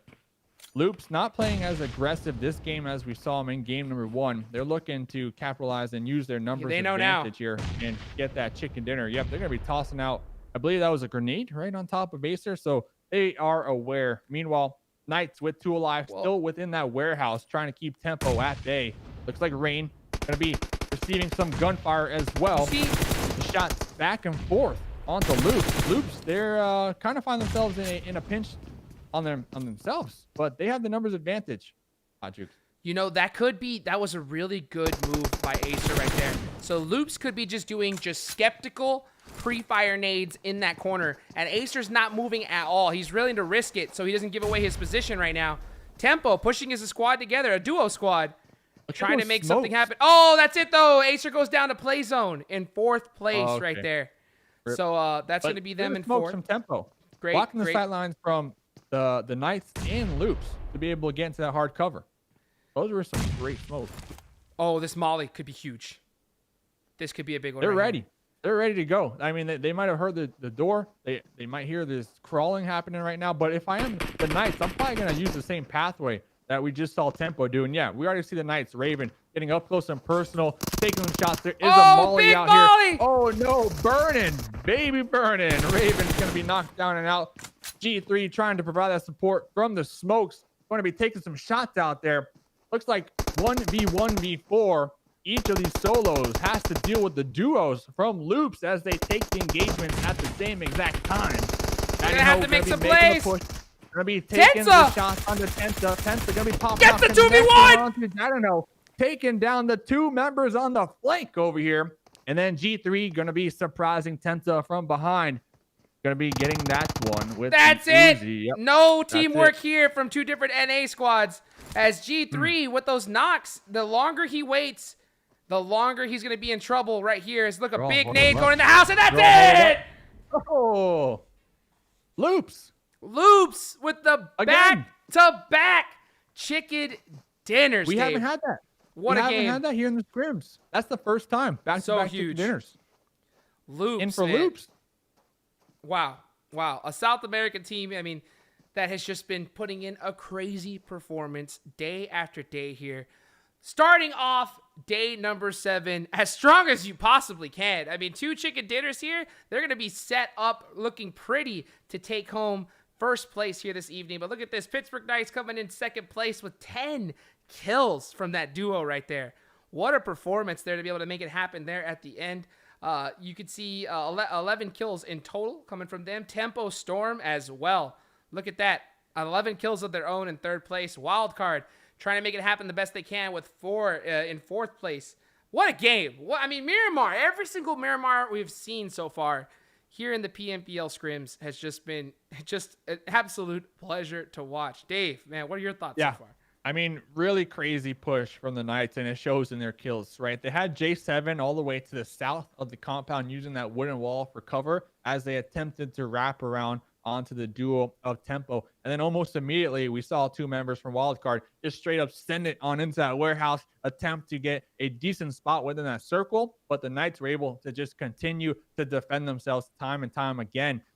Not to mention the easy squad wipe on Cloud9 as well in the edge of the zone. I believe it was circle number 6. So the Knights, you know what? They might not have gotten the chicken dinner, but they fragged out of their minds in this Miramar game. Made it happen. What a performance coming from PK right now. Let's see how that is going to have an effect on the scoreboard. Scores are in, Dave. And guess what? I think we know who's going to be in first place. And that is going to be none other than Loops Esports. Look at that. 56 points in total, Dave. Huge performance. Look at that. Tempo Storm in second with 27. PK in 25. It's all Loops Esports today, though, coming into day number 7. Just to put that into perspective here, Cloud9, they won yesterday, first place with 57 total points. So Loops were able to get that in 2 games.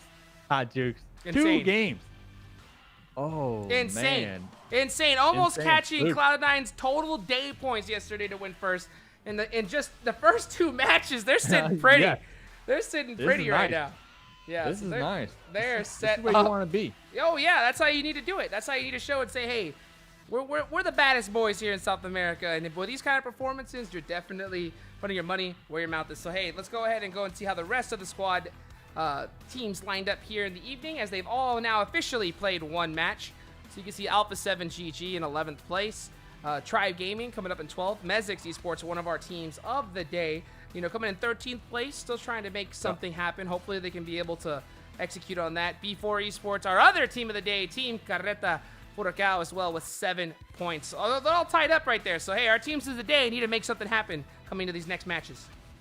Make it happen. I mean, and the teams that we see at the dead bottom, Cream, Exam, teams that are just not catching a break with their drops, find themselves spread out, find themselves taking these 1v4s, and it's just not working out for them. So hopefully moving forward, they can try to stay together as a group, a close-knit family. So that's right. Great 2 games here so far for Loops. Amazing performance. Great performance indeed. They are absolutely crushing it right now. Let's see how our teams of the day were able to come out here in match number 2. Mezexis ESports, be able to get 2 kills on the leaderboard. Definitely an improvement from the last game.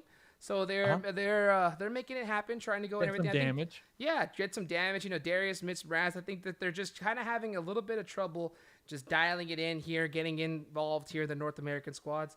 But at the end of the day, though, they deserve their spot to be here, and I can't wait to see how they're able to clutch it here, coming out here into day number 7. So let's go ahead and see Team Carreta Furacão. I believe they were sitting out for this match. Yeah, so they should be sitting. So they're going to come back into match number 3 and hopefully be able to make something happen. So thank you guys so much for waiting. We're going to go ahead and go to a quick break, and we will see you back here with Degon doing some post-game analysis.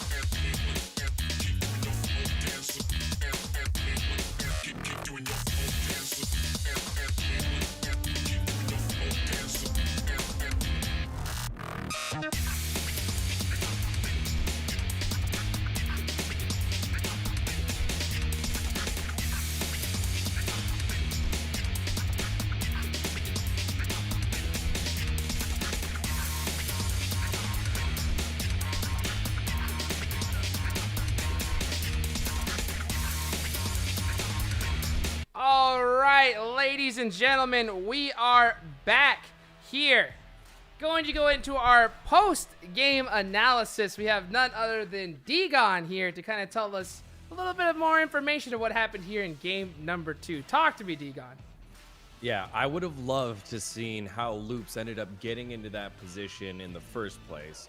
Unfortunately, camera followed the OG aggressive North American team, Tempo Storm. We're going to follow along 3 different fights where they got on the same page and either worked through teamwork or made some fantastic shots that led them to that 3rd place finish.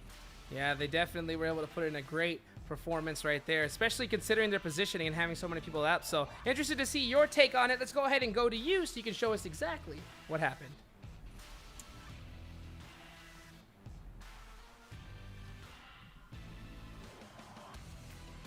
All right, so just to kick things off again, Tempo already had 3 kills at this moment, and sharing the complex over in La Hacienda, as you guys had touched upon, with multiple teams, and they just quickly act. XQG also sharing the garage. They're like, no, we don't feel comfortable with you here. Also in the background, you can see B4 sharing that same space. All teams in this area are aware that B4 is there because B4 is taking pot shots further back towards C9, as you can see C9 in the distance. And just Tempo decisively get 1 knock, and as they do, throw a nade and then act quickly. This is the original aggressiveness that we're so used to seeing. It's almost like a blitzkrieg type play style from Tempo, and all 4 of these guys are fantastic shots. Spec and Rain, the 2 guys that have been here for some time, and the Team Totality, the ex-Team Totality members in the form of Tensa and HH24. When the call's made, they go in and they make the play happen. But not done yet. As soon as they revive, they're like, oh, B4's right here. We got to go. I love the way that Tempo Storm then resets. You see Spec take a very, very close angle so that he could pop up in a little bit. Tensa's getting the heal, Rain's getting the heal, and Eggshakes just wants to scope out and scout just for a quick second to see, hey, look, is there anywhere else we need to be focusing on, and where can we go afterwards? As this plays out, I think Eggshakes gets a little too aggressive, just running very far away from the rest of his team. You see right there. Rain's like, yeah, I'm going to go back with the rest of the team. Tempo's like, all right, I'll go scout out. Maybe not the best piece of communication there as he gets knocked, but no finish because Rain is nearby. And as soon as they go down, again, they get the opening knock and the aggression comes right on back. Rain with great sight lines here on the rest of B4 in the window. And now B4 are focused on Rain way outside of this complex. Pop up, and here comes Spec, surprise. Spec cleans up the rest of that fight. And Tempo, again, just clinical fighting as they have done over and over again in the North American region. Now let's fast forward to another fight that was just right there. Yeah, just like craziness. Right here, Pittsburgh Knights just finished off Wildcard because Wildcard sends it right on in. Tempo's like, yeah, we're in this complex. We're kind of chunked. We want to make sure we get the fight that we want, where we could possibly get the jump on the other team. Well, thanks to Wildcard, they send it right on over to Pittsburgh Knights, and Raven makes a great play here. He knows G3's down. He wants to make sure he gets his teammate up, keeps his teammate up. He's very much able to. But because the information has already been passed, G3 has been knocked. Now Spring has been finished. Beach knocked from distance by Loops, so there isn't going to be a follow-up by Wildcard. Tempo then springs straight into action. Great 1v1 play here by Tensa as he comes on and clears out J7, and now Pittsburgh Knights are the ones on the back end. And so it's just constantly taking this information, as they always do, then hitting the go button and doing such a fantastic job. And then the last one, beautiful just 1v2 play here by Tensa. As the push comes on through, you can see everyone split. They know that Loops is on one side dealing with PK. On the opposite side, Tensa has to realize, yeah, Loops got multiple dudes because we've already killed all the rest of the PK guys, and I can do math. There's 6 people alive. I'm one of those. PK's one of those. This isn't going to bode well for most people. But Tensa steps up in the face of a 1v2 against Dadinho, wins the first gunfight on the angle there to Becker because Dadinho shoots the door, doesn't check anything, comes right back on through, and just look at that. That's just fantastic gameplay right there by Tensa, able to clean things up. Unfortunately, can't see G3 also in the same place, gets finished off by G3 before G3 gets killed by a nade. But this is the type of aggression that I think is fantastic PUBG Mobile. It is when you take the information that you have and then constantly push that envelope to make other teams feel uncomfortable when they know they're already at a disadvantage. Great stuff here by Tempo, and I'm hoping that they're able to continue to do that in the future. Tempo Storm putting in the work right there. It's great to see always, a team from North America. You would love to have seen maybe, PK and Tempo work together in that situation. But hey, at the end of the day, there's money on the line here. There's no love, no loss, that's for sure. So I believe we're getting now into our third match of the evening. Sanhok and this is always a match where we see all kinds of shenanigans go on. So let's jump right into it, ladies and gentlemen. Here we go. One of the last few Sanhoks we're going to have of the evening, Dave, for Season 1. You hyped? I know I am. Yep, I'm hyped. The players are hyped. Group C will be sitting out, so they may or may not be hyped depending on if they're fans of the map or not. Group C, that's going to be XQ Gaming, Ace1, Tempo Storm, and, checking out the tree of life here. We always got to check in with the tree. This is where all the players are, huddling around, checking in with each other, chucking apples back and forth at one another, getting a little nervous, getting a little sweaty. Maybe that beef, maybe we can get that grill out here and start grilling some beef, because you know what? We are getting on into Sanhok. And like you mentioned, after this map of Sanhok, there's only going to be 2 more days of Season 1. So that means 2 more Sanhoks to go. I know this is a lot of people's favorite map here. So sit back, relax, and let's get into it. Hot Jukes. Yeah, and a little bit of, if you could remind us really quickly which teams are going to be, not playing in this Sanhok match. Look at these guys you were talking about earlier. They're throwing them apples in. I think we definitely see these squads warming up them grenade hands, because that we've been seeing bombs getting dropped all day today. So Dave, really quickly, which teams are going to be the ones sitting out for the Sanhok match of the evening? XQ Gaming, Ace1, Tempo Storm. Taking a break. I mean, Tempo, they had a great game number 2 here. They did. Ace1, I think they finished like 5th place. And then XQ Gaming, obviously game number 1 was their best performance yet. They were able to get themselves a 2nd place. So all the players loaded on up into the plane right now. Got their seatbelts on. Let's see where this plane will take us. We're going to be starting in the north, heading down there to the southeast, finishing on over in that docks area. We already see GRUNTo. We already see the Knights jumping on out. Wildcard looking to maybe head on over, to their desired location. Cloud9 dropping over boot camp. Tribe as well. It is going to be sweaty. It is going to be sweaty, Hot Jukes. You're not wrong. You see Tribe going to boot camp. They've done it time and time again. And I think this is a team that we've seen just getting abused by Loops in the situation. But yeah, I think they're going to be having the same situation here, because Loops is going right to that spot as we have a southern circle here. So to be able to get them out the way early would be huge. But I mean, hey, that's a tough team to beat. 2 chicken dinners already under the books. They're going to be coming with a vengeance. You can't stop them.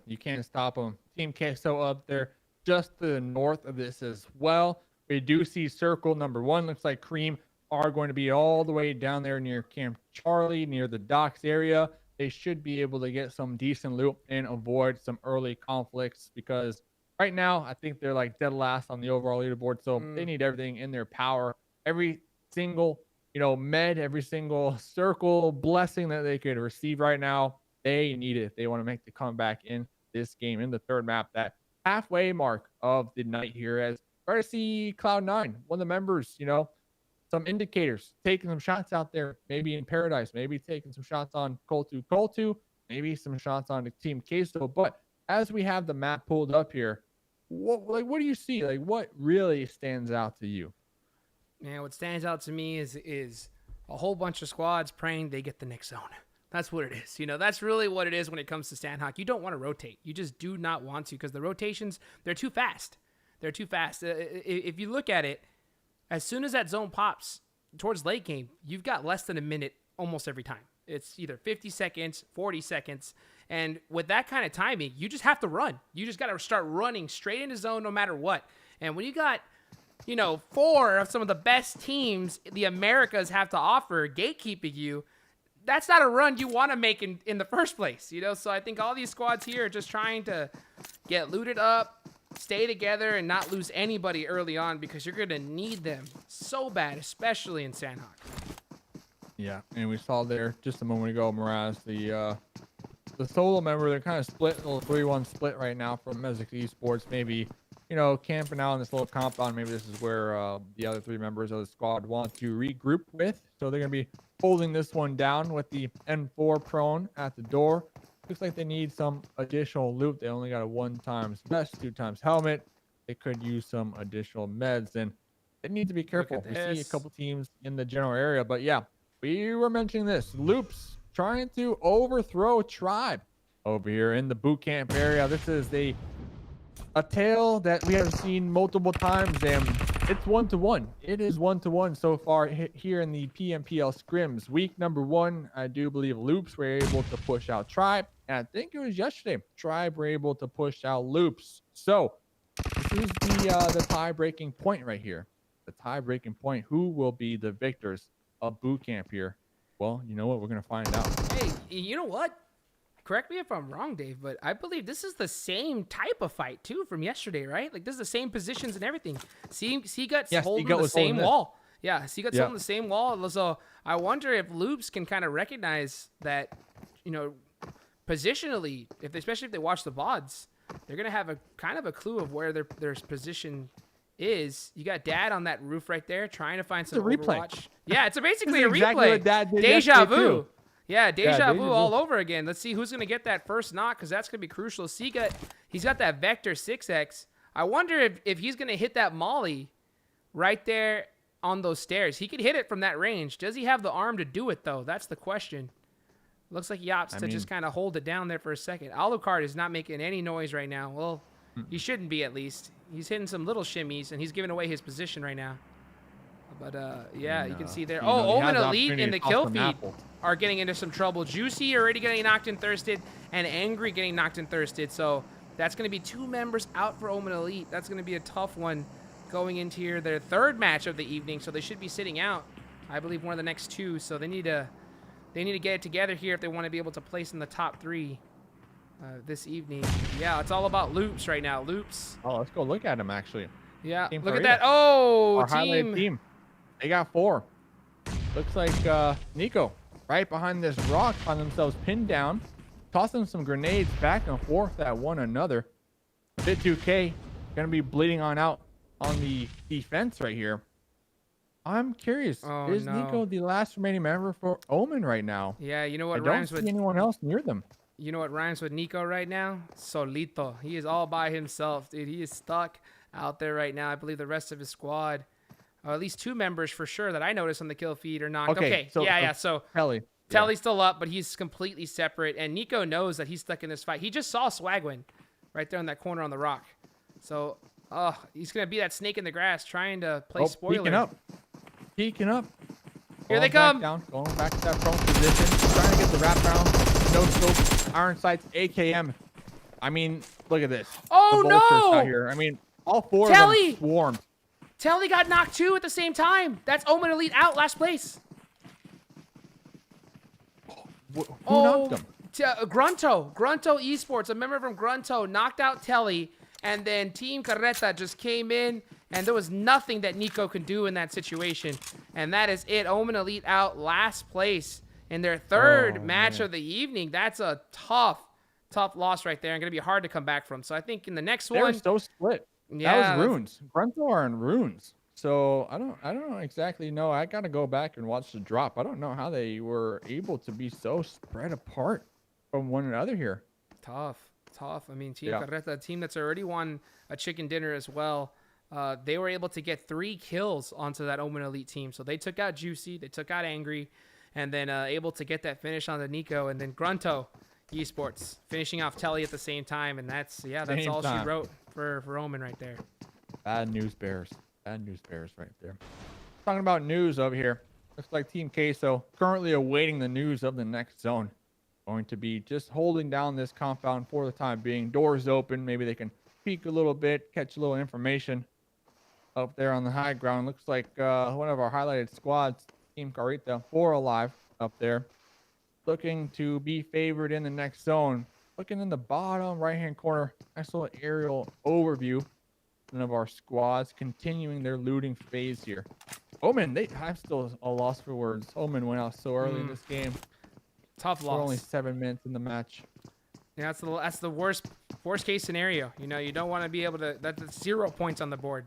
A big goose egg, and considering you had a good first match, solid. Second match was a little shaky, but doing this on this third, I think now going into the fourth match. What do you think? I mean, I think I think in this position you just gotta try something new and you see it as practice, because heck. Group B. Okay, so they're sitting out next game. They're sitting out next game, actually, Omen. So it should be able to cool off, and then finish off strong on Erangel. Yeah, Maybe review that play, review what happened, or what didn't happen, or mistakes were made, so that they can make sure not to do it tomorrow, right?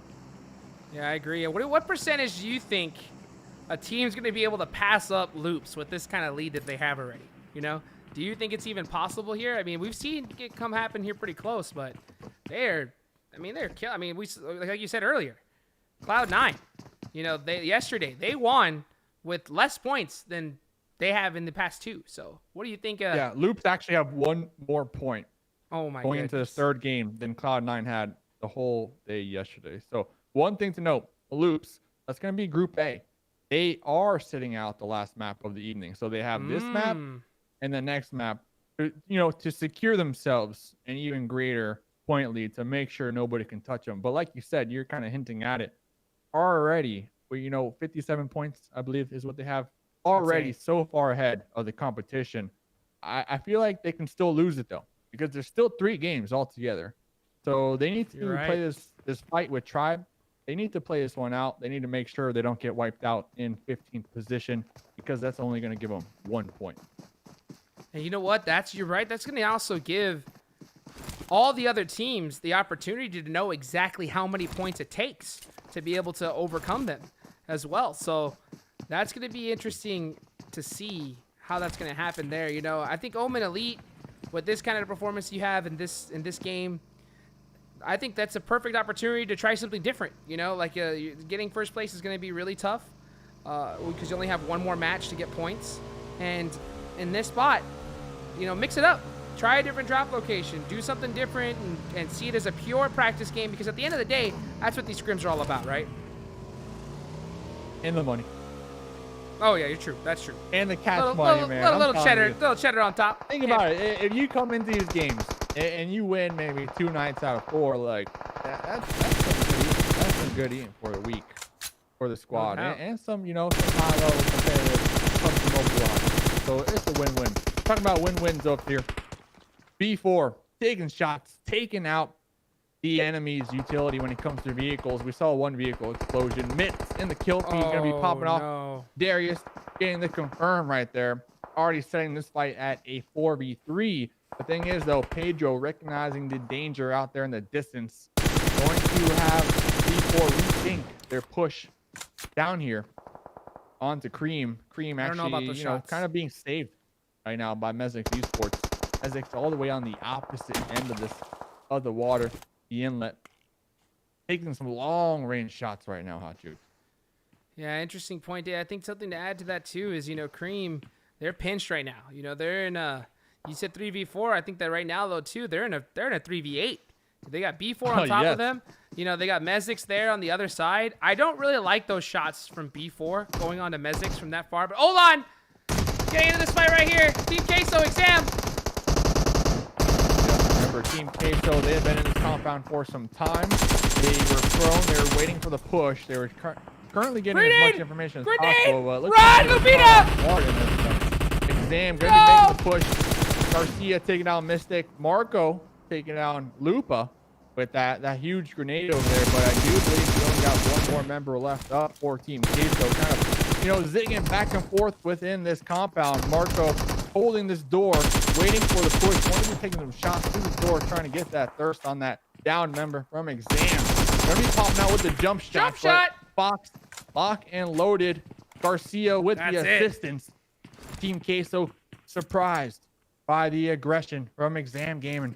Exam Gaming losing one Paris boy in the process, but able to get some loot, able to get a new spot within this circle just west of Quarry.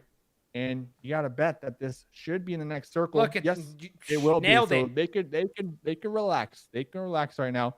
And the information that Cloud9 was able to receive off that, you got to bet yourself they heard that whole engagement. So if they do want to get aggressive, we might see them push down there. But back to this 3v8 we were calling it just a couple of moments ago. Looks like these teams, they need to push just a little bit into the new zone.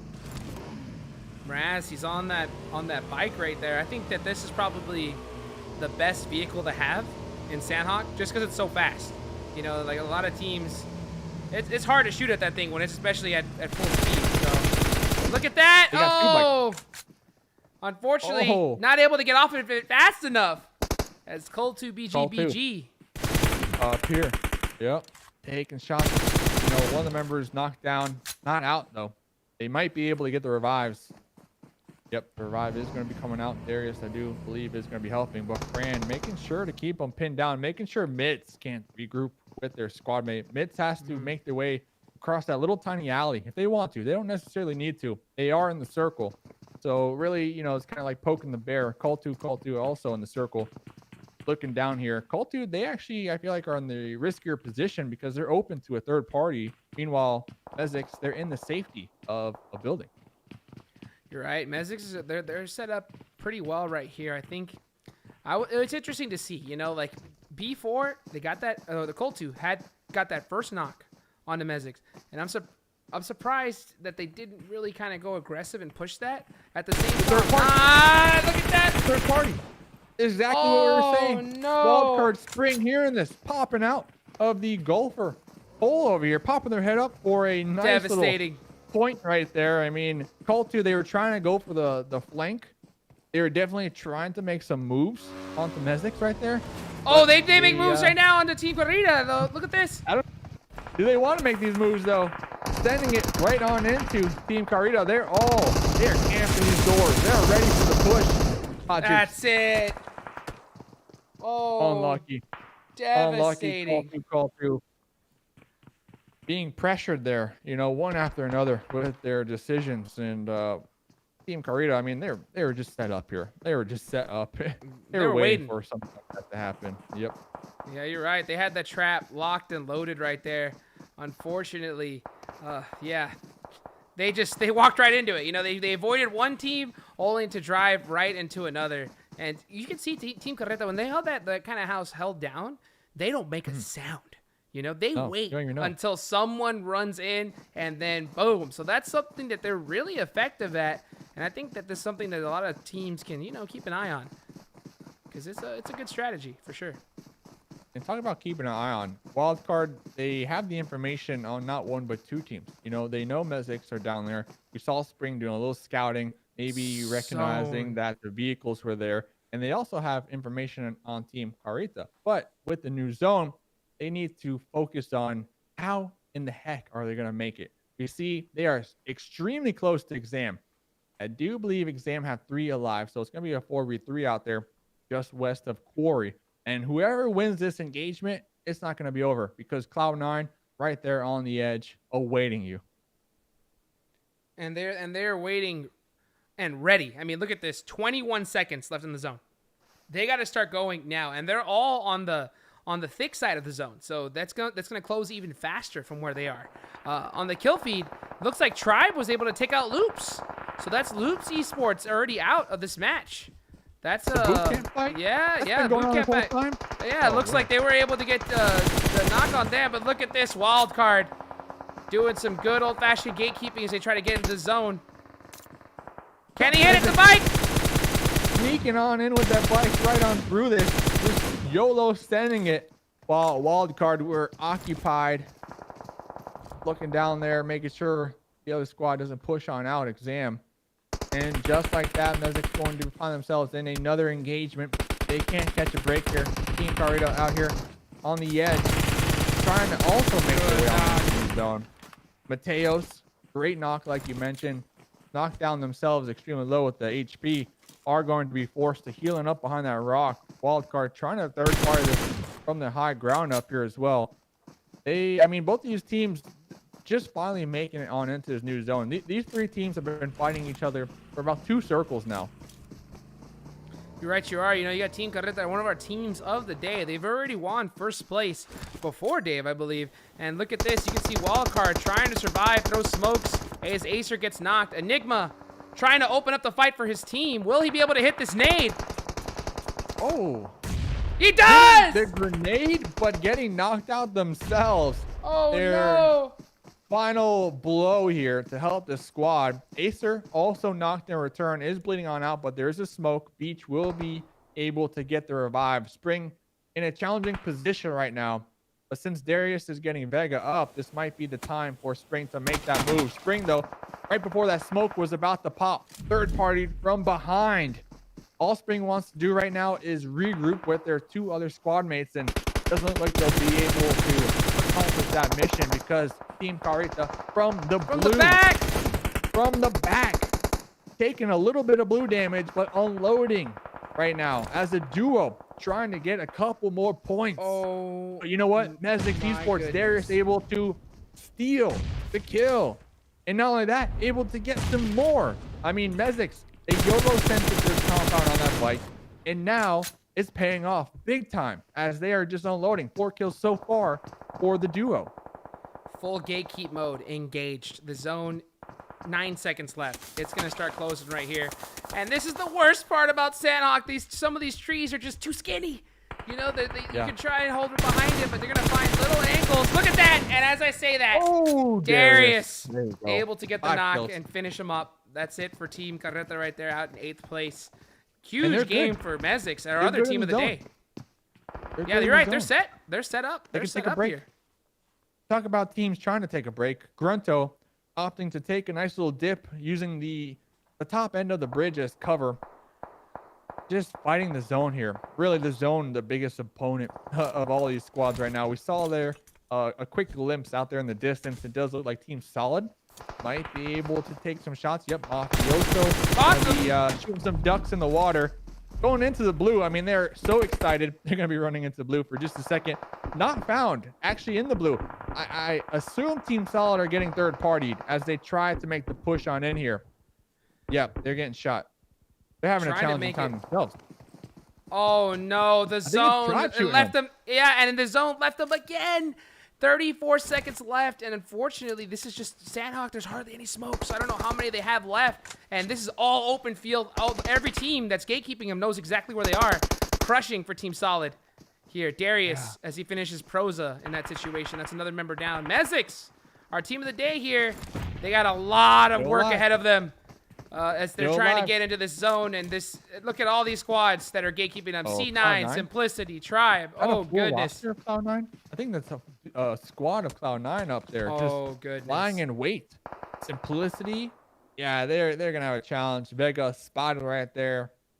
Knocked out. Darius, grenade in hand. Going to be attempting to toss that one up and land right on the heads of Cloud9. Now, Cloud9, they also need to keep in mind the blue zone is going to start to push on in and apply the pressure to all these squads here on the edge. Jukes. Zone hurts. Oh, gets the knock on the Bayo. Look at Pyro with the heal strat. Smart. Smart. Yeah, that's it. Cloud9 doing all they can in the situation. They had all 4 up, but with that kind of zone shift, they opt to play it safe. Uneven is still up, going to try to make some plays. Darius, I don't know how many heals he has. He doesn't have any. Nope. Darius on their final 8 bandages. Will they go out with a bang and take out Uneven? They're going to be spraying where they last saw Uneven, but Uneven did relocate in the process. Darius trying to run, trying to make their way on into the zone. Can they make it? No, the blue zone, the play zone will be taken out. Darius and Pyra still alive for Cloud9, also trying to survive in the blue zone, taking another casualty, adding another one to the list. Now we're down to just 2 squads alive here. Tribe with 4 up here on the high ground. They will have the next zone down there, trying to make their way on up, trying to fight off the kings of the hill right now. GRUNTo Esports 4v4. Jukes. So this is what I was talking about. You know, like, this is something that I think Tribe needs to get a hold of. They have the zone. They have the hill. They need to play aggressive. They need to play as a squad right here and just absolutely demolish GRUNTo. They cannot play this separate and wait. The longer they wait, the harder it's going to be. Mistakes what happens. were made. Bucky seeing King A right there. There goes one down from Tribe, and Alucard able to spot Bucky in return. So straight up 3v3 right now. King A might be able to get revived. Meanwhile, Bucky was thirsted, and now it just leaves Lucas, the Lone Ranger, for the squad of GRUNTo to make the run up the hill. Siga with the S12 trying to unload that pump and dump, able to do just that. Lucas down behind this rock. Everybody's going for these jump shots. Gosh! What is happening right now? Tribe making their way No down way! the hill. Alucard with the S12 Oh was my taken down and gosh! out themselves. The 1v1 at the end. Tribe Gaming were able to come out on top by just a sliver of a hair, though. I mean, that was too close for comfort, Hot Jukes. Too close for comfort. I did not like that at all. You know, I did not like Lucas that at all. was putting in work. That was way too the close. shotgun at the end. What do you think about the shotgun at the end? You know, not a bad play in the ground set, you know, like it just up close. It's, you know, 1-2 bullets, it's over, you know, but if it gets caught in that little bit of a mid-range, it could just do like 0 damage, you know? And the thing is, what I was saying, Tribe right there, they had all the advantage in the world. All they got to do is play that ultra aggressive, tight together as a squad. And as you can see, the only way Tribe loses that is if they throw and go in 1v1, v1, v1. And that's exactly what they did. You know, they pretty much almost got in the position, but they were able to clutch it still. First place win, but I think that that's something they really need to work on because, oh man, if it was another team that played a little bit tighter going up that hill, they would have been in a world of hurt. But yeah, still great. Yeah. What a finish. I kind of like how GRUNTo though. I mean, Bucky was thirsted, right? But instead of GRUNTo, you know, kind of playing passive and just seeing where the zone goes, like they sent it up that hill, even though the challenges that they faced, right? And I feel like that was the decision that almost won them the game. That quick decision to just get aggressive there compared to staying passive. The thing is, though, my question is, though, if it was any other team up on that hill, would they have even been able to get up the hill? That's what I'm trying to say. Is like with that kind of spot and that full squad up and you realize that there's only that many left and they're outside of zone, you don't even let them get in zone. You know, you just put all the grenades, everything, and crazy shots downhill. But yeah, still, what a crazy Sanhok match. You know, oh goodness gracious! I believe our scores are up. Let's go ahead and see how the changes that were made here going after this insane Sanhok match. So let's go ahead and take a look right now, Dave. As we can see, no kills that game. No points, and guess what? They don't need them. You know, still in first place. They're set up. First place, but they only got one more game. True. And they got beat out of boot camp. Huge performance from Tribe Gaming. GRUNTo found themselves in second place. I mean, Para able to get Cloud9 third place that game. You know, they had 3 kills all together, able to outlive Call2, Loops, you know, all those teams. The heal strats were strong with that one.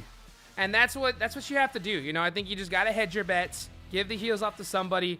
With that, you know, Cloud9 able to get some good placement, you know, and that's what you really need to do. You know, when you're stuck outside and you got all these teams gatekeeping you, you just got to live as long as you possibly can and try to get up the leaderboard. So yeah, great performance. What a crazy match right there. Again, like you said, one more match for Loops, and there's going to be 2 more matches for a lot of teams. You see, GRUNTo, they got 40 points on the board. Tribe's got 38. Wildcard has 30. If Loops has a bad performance here, they can get caught, you know, so it's going to be interesting to see how as we finish up the last of these matches here in day number 6. Let's see the rest of the leaderboards. 11 through 20. Wildcard, Mezexis, Loops, D4. They only have one more game. Those 4 squads. Ooh. And Wildcard there, I think we just saw just a second ago in 5th place. So they also have that dream alive, but they definitely need to capitalize on their final game of the evening. D4 down here in 17th position. They're gonna have to get a chicken dinner at least to you know, at least get close to that 3rd place. So it's gonna be interesting game to say the least. And of course, it's going to be on everybody's favorite map, Vikendi. You know, that's a map that you know if we've already seen heal strats in Sanhok, Vikendi, the heal strats are even extra aggressive. So yeah, going to be interesting to see how we go into that match. Let's see our teams of the day, how they were able to perform after match number 3. And as you can see, we have Mezexis ESports. Look at that performance, though. Look at that. Did Every some game good, they strong get better. gatekeeping. Yeah, you're right. Every game they get better. Darius, 5 kills to his name. Vega getting 1. Mitz, you mentioned earlier that they were able to get that drive onto that compound right there, and they gate kept the heck out of every squad trying to get in there. Yeah, and you know what? That push, they only had 2 on the motorcycle. They were able to get in, lucking out because they were getting shot by Wildcard. But yeah, the zone definitely forcing all the pressure from, I believe it was Wildcard and Call2, and Darius able to get some nice points for themselves and the squad here. Much needed points, especially after their last 2 game performances here this evening. So you like to see it. You like to see our spotlighted squads put in some work. That's what this whole spotlighting system is all about. We kind of pay close attention to them, their drop locations, their rotations, and of course these nice beautiful stats as the night progresses. So we give a chance to every team to really showcase and gather some fans, get some new fans rallying behind them. So 100%. Great job from the squad. 100%. I love to see this kind of format. Everything. It's just really a pleasure to watch as these squads have developed day by day here in the PMPL Americas Scrims. We're going to be right back, ladies and gentlemen, with Degon to get our post-game analysis. Don't go anywhere.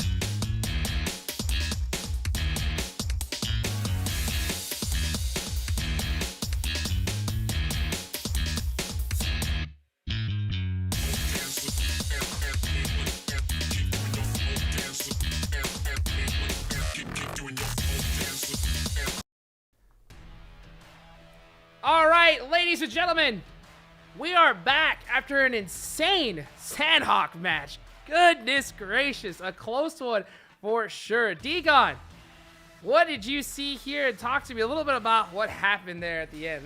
What an insane match.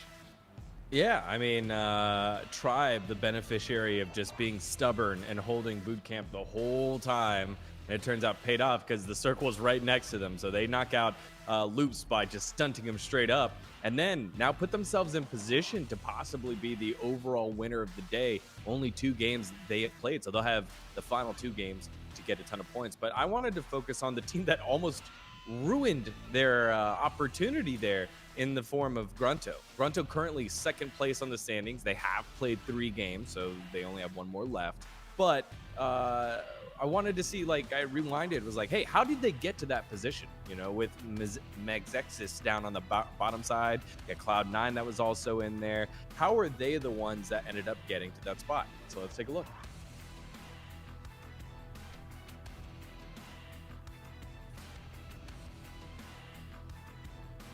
All right.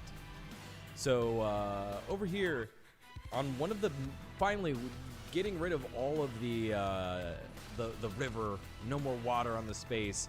The final circle finally moved on in, where it's like, okay, this is the side that you need to be on. Because for a long time, it was straddling 2 different portions of the map, and GRUNTo was on the opposite side.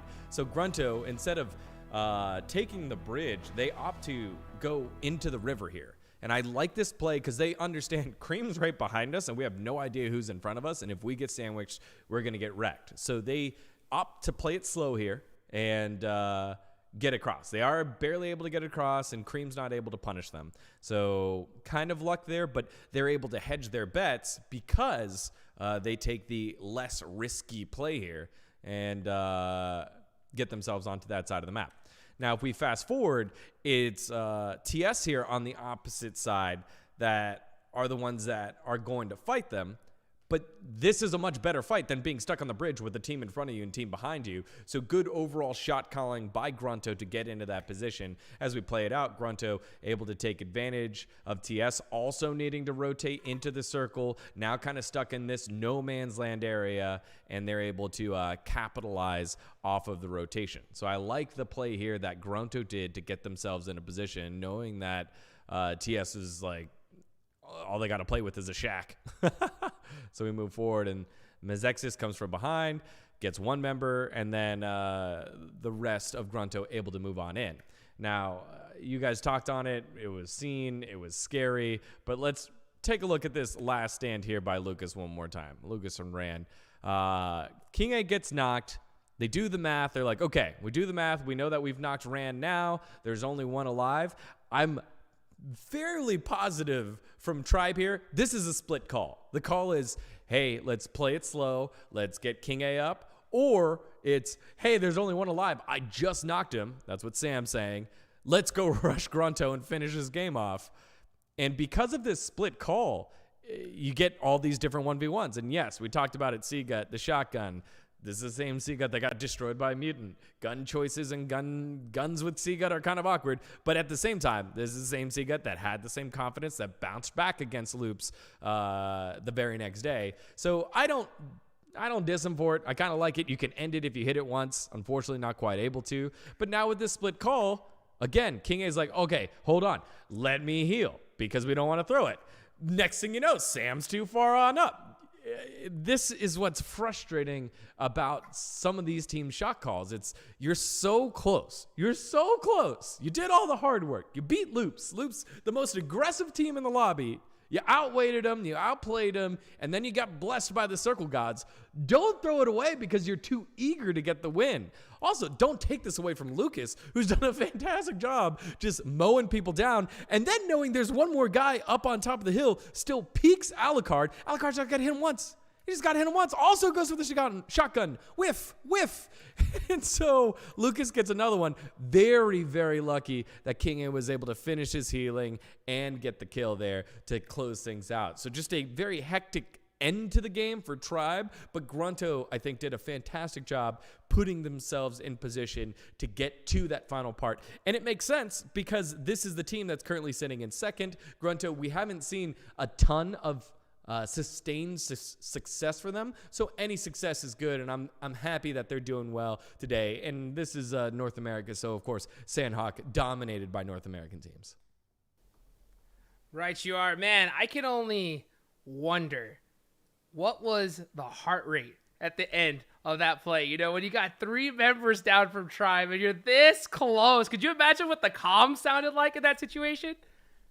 Yeah, big sigh of relief at the very end. Definitely big sigh of relief at the very end. But it was cluttered. It had to be cluttered. And I think that's kind of what's missing right now between, I call it the tier 1 North American teams and the tier 2 North American teams. It's that decisive shot calling. Like sometimes people are like, oh, it needs to be clear comms. It doesn't always have to be clear. Everyone just needs to know what you're doing and on the same page. And being clear helps, but I've heard a lot of comms that are very loud, everyone's shouting, but they're actually shouting the same thing, and it works out. That was 2 different plans of attack, 2 different modes of attack. Hope Tribe can clean it up, and again, they get the win. Win's a win, but these are scrims. Make sure you clean things up for these last 2, because right now, with only 2 games played, Tribe has a fantastic opportunity to get themselves the overall first place and the first place prize as well.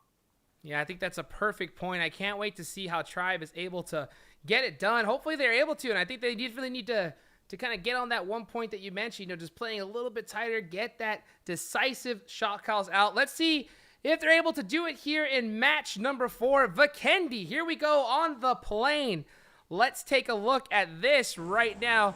As we can see, these squads are about to start dropping. Remember, ladies and gentlemen, Loops only have 1 more match left, and I believe this is it. Am I right, Dave? This is the last one? Yeah, Loops, B4, Mezexis, and Wildcard. So those 4 teams in particular.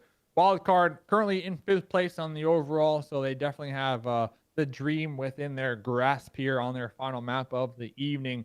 And then, of course, Loops trying to defend that, trying to get as many points possible here. Hopefully not a replay of that last game where they only got 1 point for participating. So getting right on into the plane, dropping all the way down here from the south, going all the way up to the north. And we already see the circle number 1. If you are Loops, you dropped out first. You're down here in Hot Springs. You are going to have one heck of a challenge making your way on into zone number 1, safe and sound.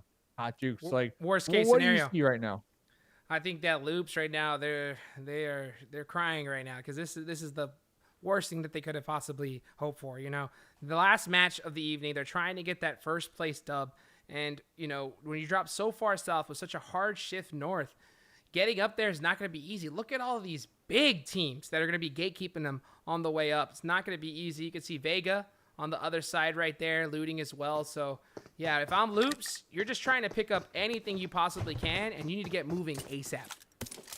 Yeah, ASAP is the name of the game here for Loops, as they want to get as many points as possible. Mezexis ESports right near them. Looks like Ace are going to be approaching, maybe. I saw an indicator on that mini-map in the top right-hand corner just a second ago here, so we'll have to pay close attention. But, yeah, Loops, they need to come up with a plan, and they need to come up with it like yesterday, because all these other teams that did off the drop down here in the south are already on the move, already trying to make their way on into the new circle. Cement Factory going to be right in the pathway of the Loops rotation most likely. And guess what? Tribe are there.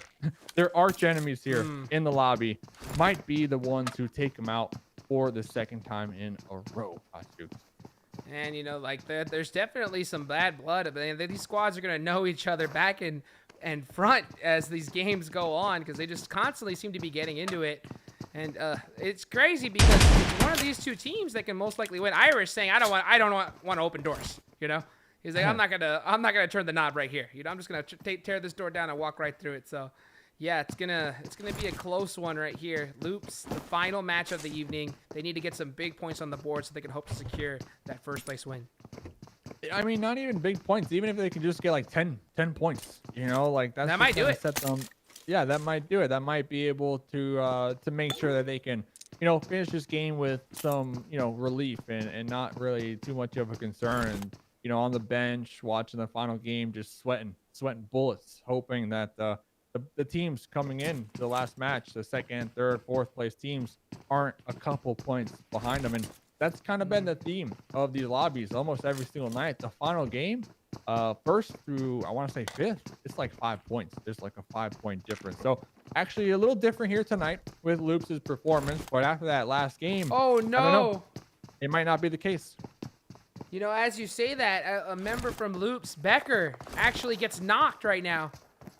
As Mezexis ESports are coming really close right here. Looking to surround and take Loops out early. There's no helmet. Oh, now they have Ace as well. Worst case scenario here. Oh, this is Worst so case tough. scenario. This is such a It tough does spot. look like Mezek, they don't really want to take this fight, though. It seems like they're pulling off this one. Well, they got Ace driving through them all over the place. Loops doesn't look to have a crazy amount of loot right now, as they are just kind of split looting all these shacks, trying to make it happen. But they are staying together as a squad. I think that's their best bet in this situation. This is, honestly, Dave, this is the toughest position as an IGL.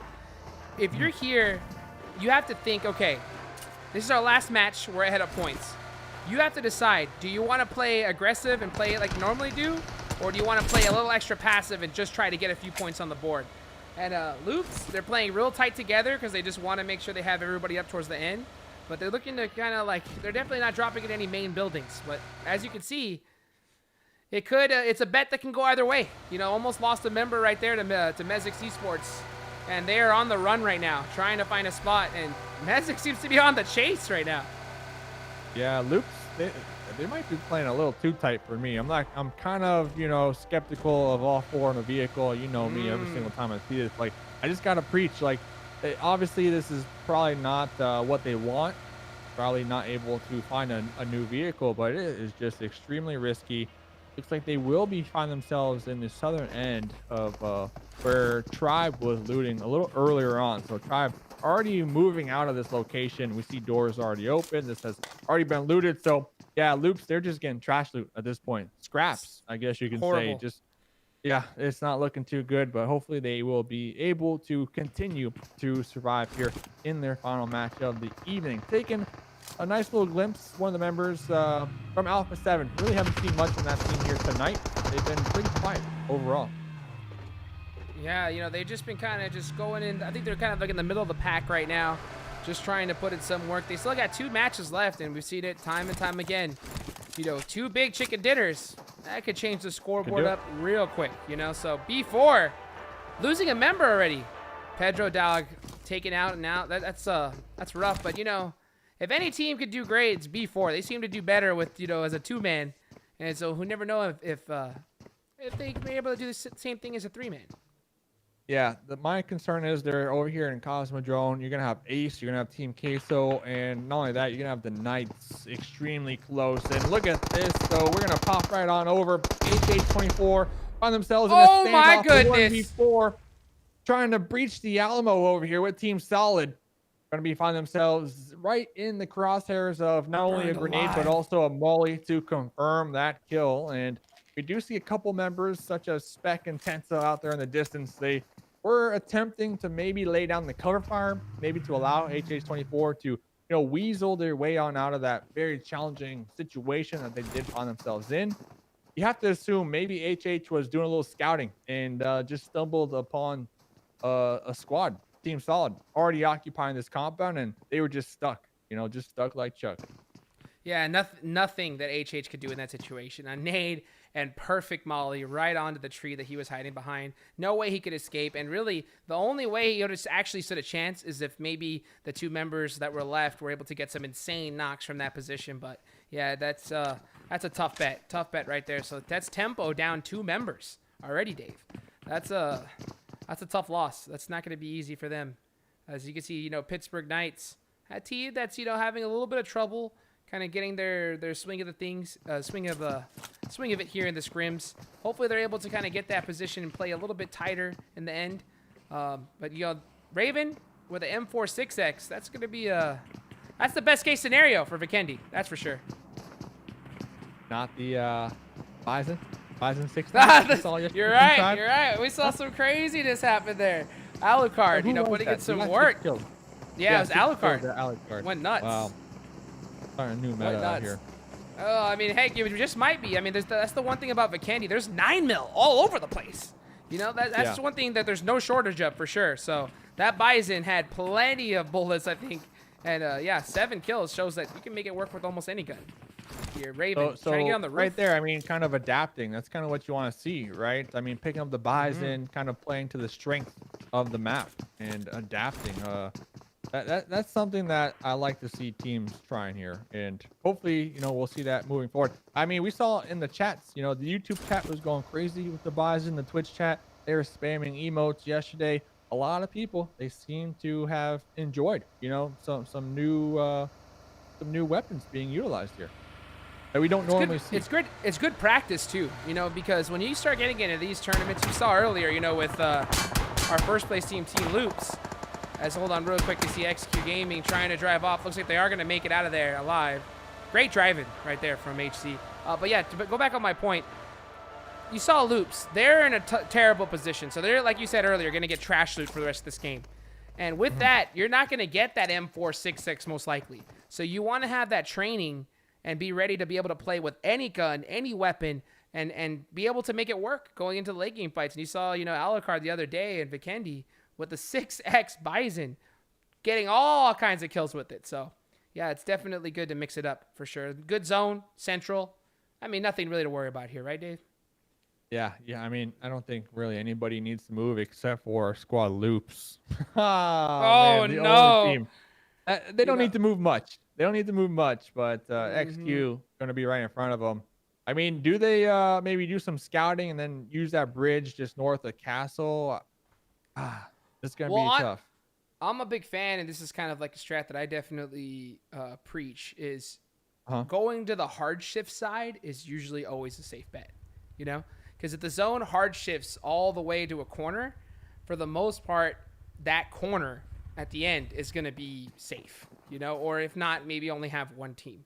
So if I'm Loops in this situation, I think you kind of take a one out of Wildcard. You see how, like, in their positions, when they drive all the way around and they hug that circle going around, I would do that same thing in this spot. Just hug the zone, go all the way around until you can find an opening, and then take the first building that you can see that's open and clear. Especially, you know, for Loops, their situation, remember, the trash loot, right? So they want to try to use whatever tactics, any advantages they can, and just survive here. So we'll see, like, they exactly shouldn't be where this next circle. Like I was saying, what you're saying about the next circle, you know, they need to be preparing for the next circle after this one. You know, like, getting set up in this zone doesn't really matter. The next zone is going to be one of the main deciding factors of this entire match. So they need to already be driving and be close to where that next zone is going to pop and predict it. So the second that zone pops, they need to already be driving and already kind of be set up to get that first spot, because that's when you're going to see all the teams start driving towards it. And the unfortunate part about Vikendi is that there's so many spots that you can take little divots, so there's teams everywhere. As you can see, 16 teams alive, Dave, right now. Yeah, and we're like, what, 12 minutes in almost 12 minutes in. Insane. Still, we only lost 4 members in the lobby altogether. And kind of like that advice you were just saying, for Loops, we see Team Carreta already popping in their 2 Zimas, right? Already ready to react to these next zones. And you're going to, you know, be pushing in just, you know, ever so closer to a more centralized position, but they are ready to react, and we'll see how that one plays off. They're going to be in Mount Kresnik. I do believe Wildcard going to be in the general area as well. Yeah, they are just waiting. You know, maybe someone will crash this. Maybe someone will come up and try to loot this. We've seen Wildcard utilize Mount Kresnik multiple times. They are very comfortable with this location here on Vikendi, and you know what? They already got their gear. They got their loot. They got their meds. All they are doing now is waiting for some information and an unlucky team to push on through. So maybe Team Carreta will be that squad. You know, that's the tough bet. You know, you see Wildcard in their spot right now. It's not easy to hold Mount Kresnik in that position, you know, because you have to separate so far. And that's a team that works best together.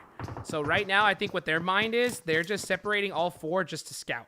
And the second they see one person coming or a team coming in one of the players' directions, you're going to see the whole squad just start to do that. But one thing that they need to be doing is the second the zone gets close to closing, they already need to be in a vehicle ready to drive. That's for sure. So almost right now, like similar. The zone, a couple seconds from now. Yeah, like right now, because you got to think about it. The way that zone played out, for the most part, people aren't moving, and we see exactly that right now. You know, everyone's just kind of holding their spot. No one's looking to go make some crazy rotation as they're waiting for the next zone.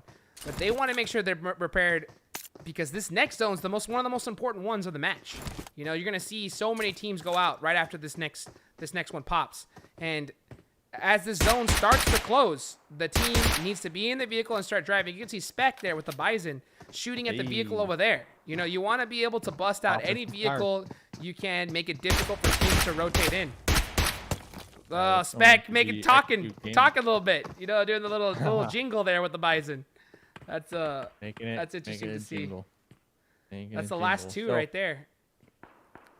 Hopefully these teams are prepared. Hopefully they are ready to kind of respond to this next circle.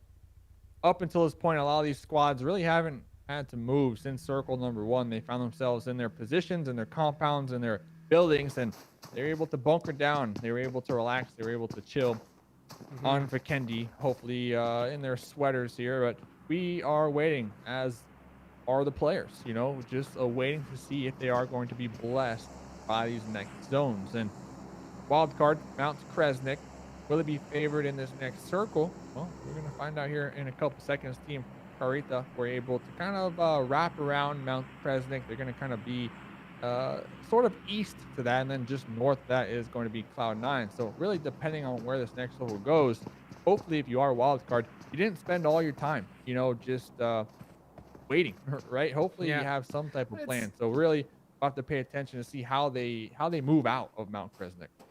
Yeah, you know, it's chill time right now. It's chill time. But these kind of zones right here, no one's going to be moving crazy, you know? So I think that right now it's all about just collecting info, like you were mentioning. And, yeah, just making sure you have a game plan in place. I think that's where a lot of teams lack, is they kind of just play reactively. But you got to plan ahead, especially for squads that struggle with communication, you know? You want to have an IGL that goes and tells the players in advance what's going to happen. Because after playing this for so long, these guys know. They have an idea. They can hear shots. They can kind of place where teams are. And they're able to kind of basically predict where all the squads are and going to go. So you want to be able to tell your team exactly what's going to happen before it does. And that way they're prepared. And, yeah, especially like I was mentioning, for squads that have trouble with comms. If they have an idea of what to do already before it happens, it's going to be all the better. So Wildcard should already be in the vehicle driving right now. And unfortunately, they're not. So, like, now they're going to come in late. And you can see, like, Tempo Storm is a 2-man. They're going to be kind of in a position to just kind of edge right now.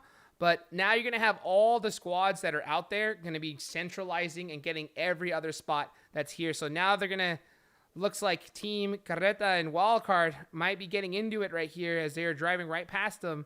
C9 holding it down there in the middle as well. Loops are looking to get in here in the zone. And I think that right now, if you're coming from the edge, you're just trying to hit the edge of the zone. Like, just get in safe. You don't want to be driving anywhere deep. You have to know everything's taken by now. Exactly, especially if you loops. I mean, the pressure is definitely on to perform here for that squad. So it does look like Acer might have recognized that there is going to be a team just right below them. My concern, if Wildcard opt to take this fight, we see Cloud9 not too far from this one. Like, is Cloud9, are they going to push out and maybe third party this and take advantage of this? I mean, I know they're kind of further downhill there, but it's going to leave Wildcard kind of open. Wildcard, you don't shoot right now.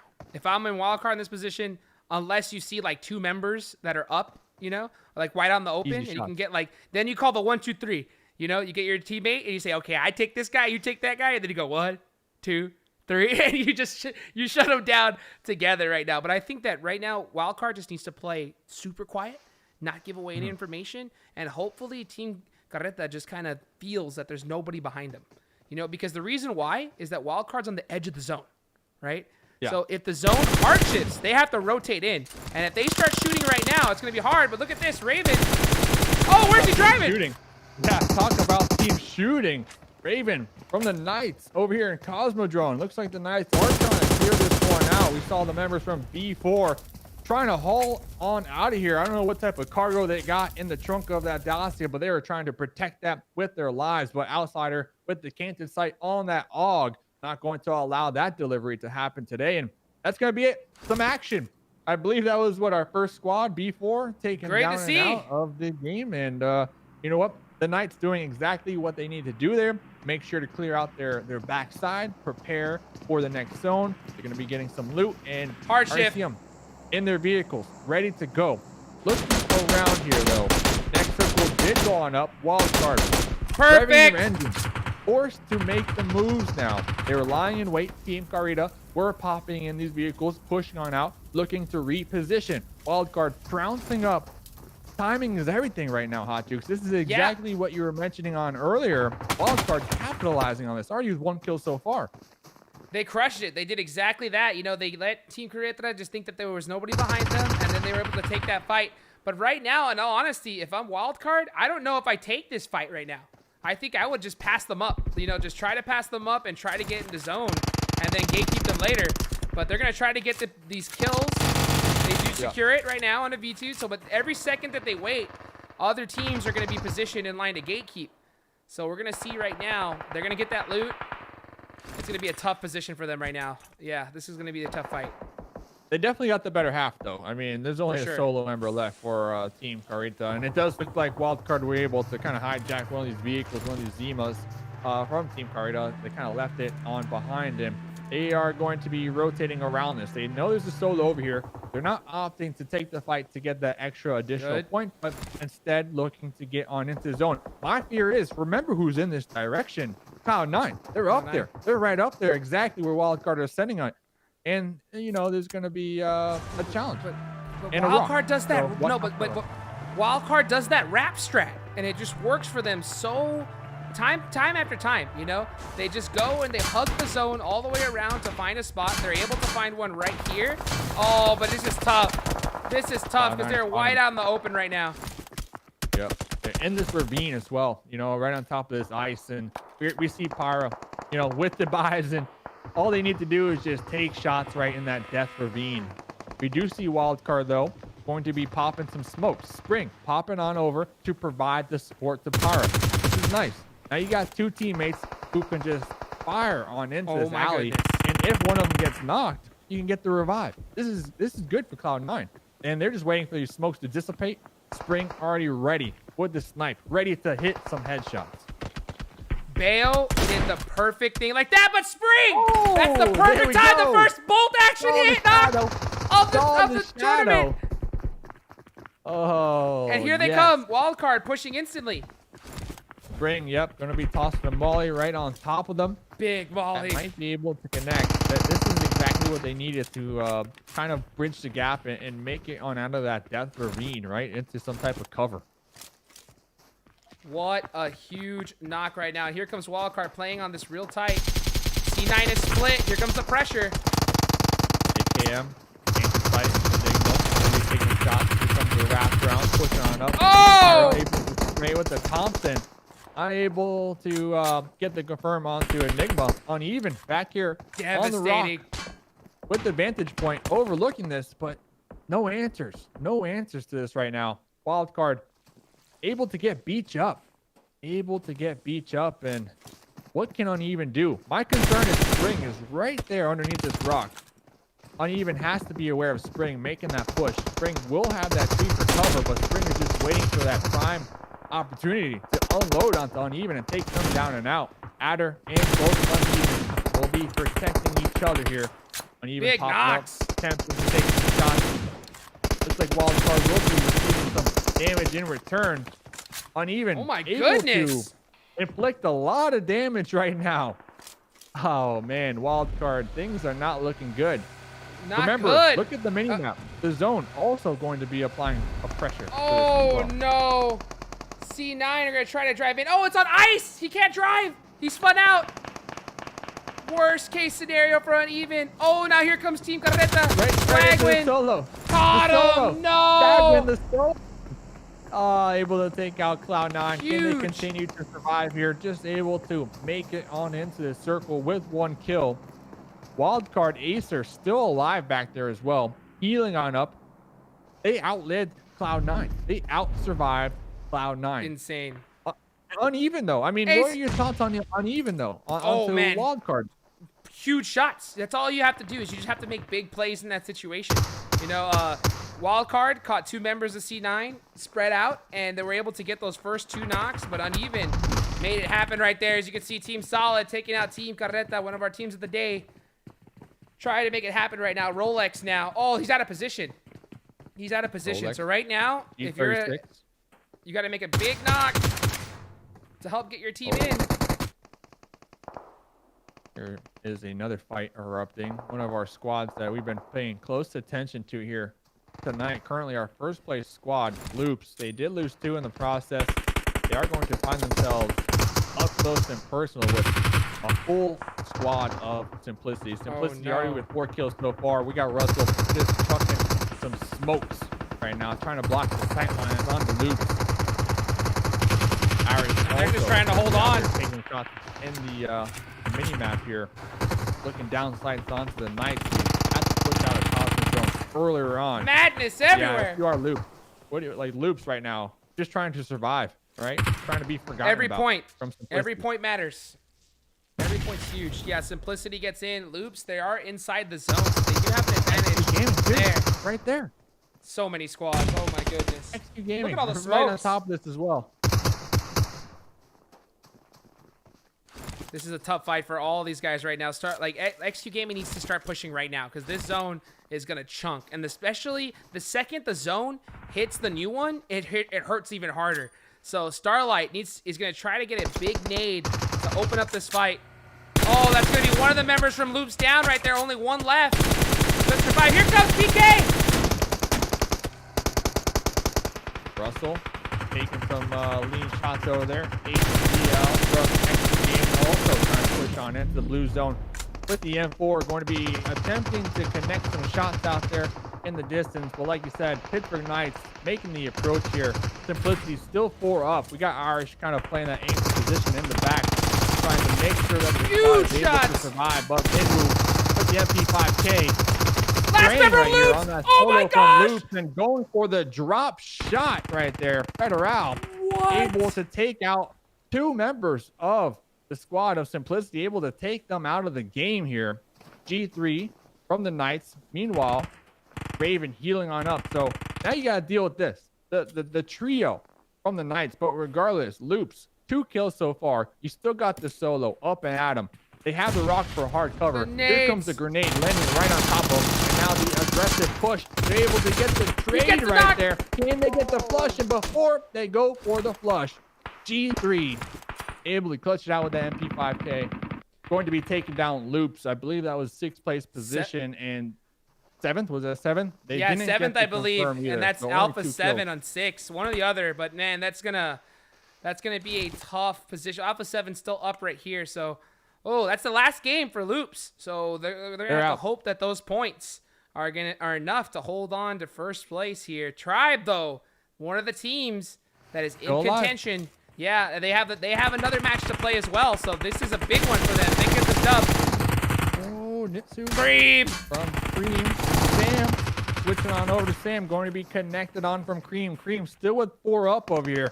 Alpha 7 looking to get involved as well. We have 5 teams remaining, 14 members altogether.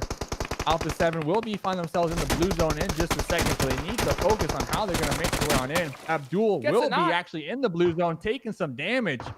Going to be taken down and out right there. And that's it. Also, yeah, they definitely didn't take into consideration this blue zone. It kind of caught them off guard.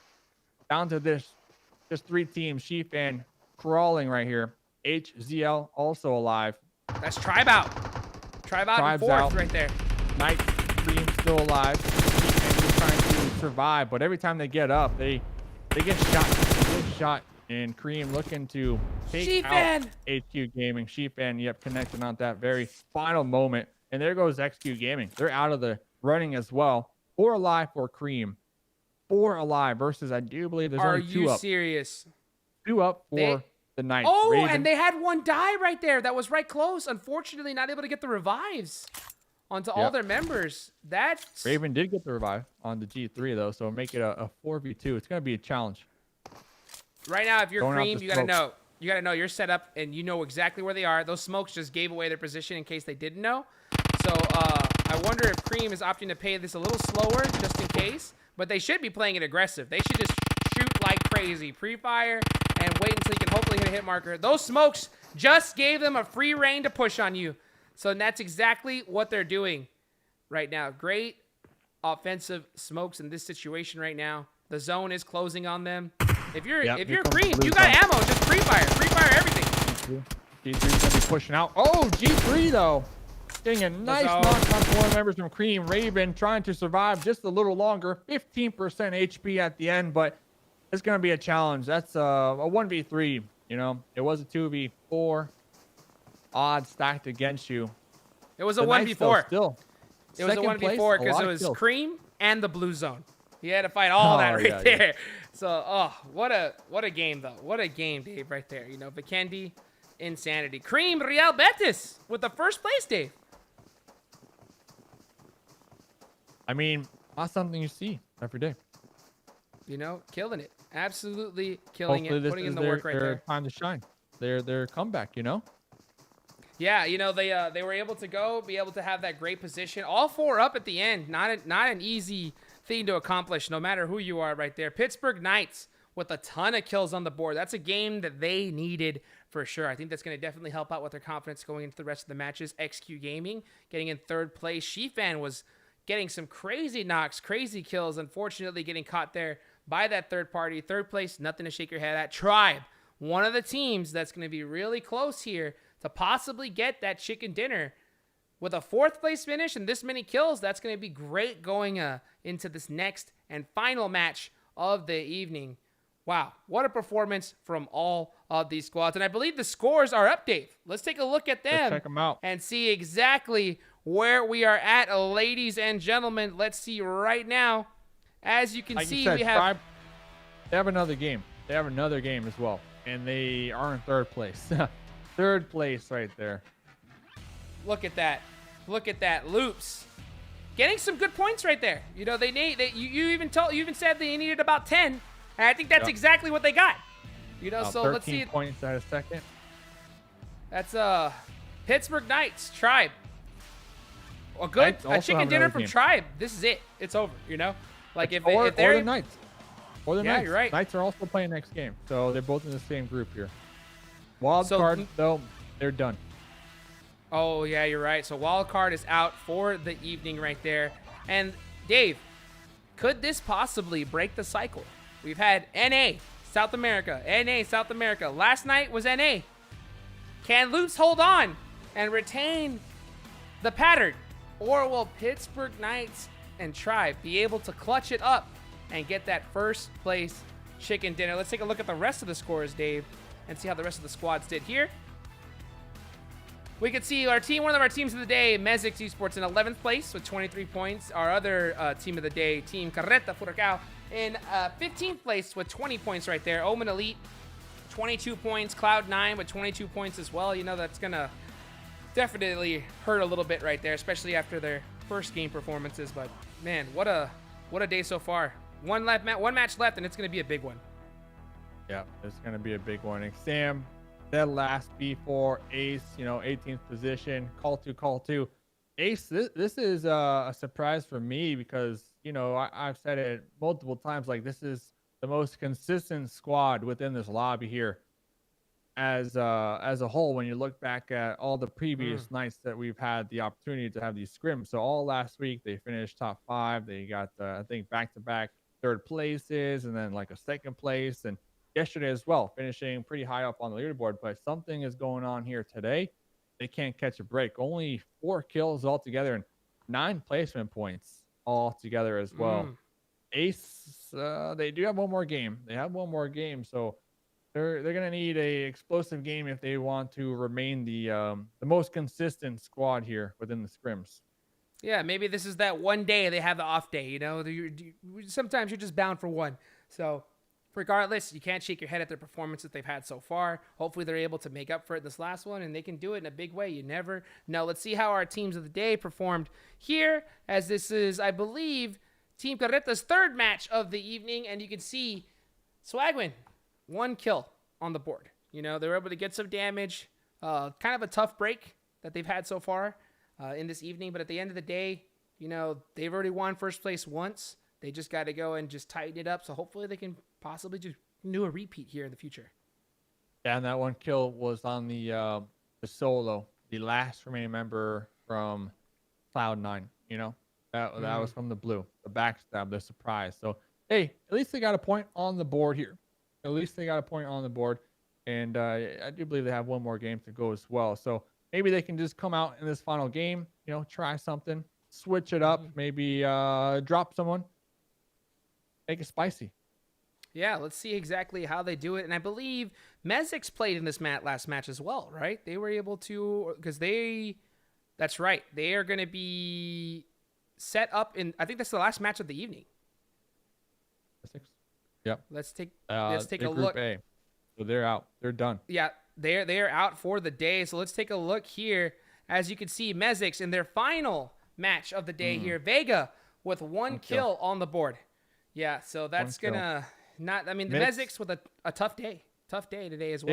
Darius was able to pretty much outperform the whole squad in the last match. You know, fragging out 5 kills that last match, and last game of the evening for the squad going to be 0 kills all around. So yeah, Mezexis is one of the highlighted squads of the day. They had some ups, they had some downs, but you know what? They got hot jukes, and they're gonna be done for the evening and be able to come back here tomorrow. Remember, every single day the scoreboard start at 0. It's a fresh, clean playing field, new day, new dollar. Hopefully they go back to review some VODs, and you know, we suggest all night long for a lot of these teams that we see, you know, not performing the best.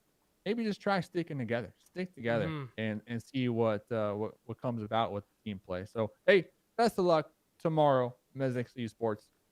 We wish you nothing but greatness. Yeah, just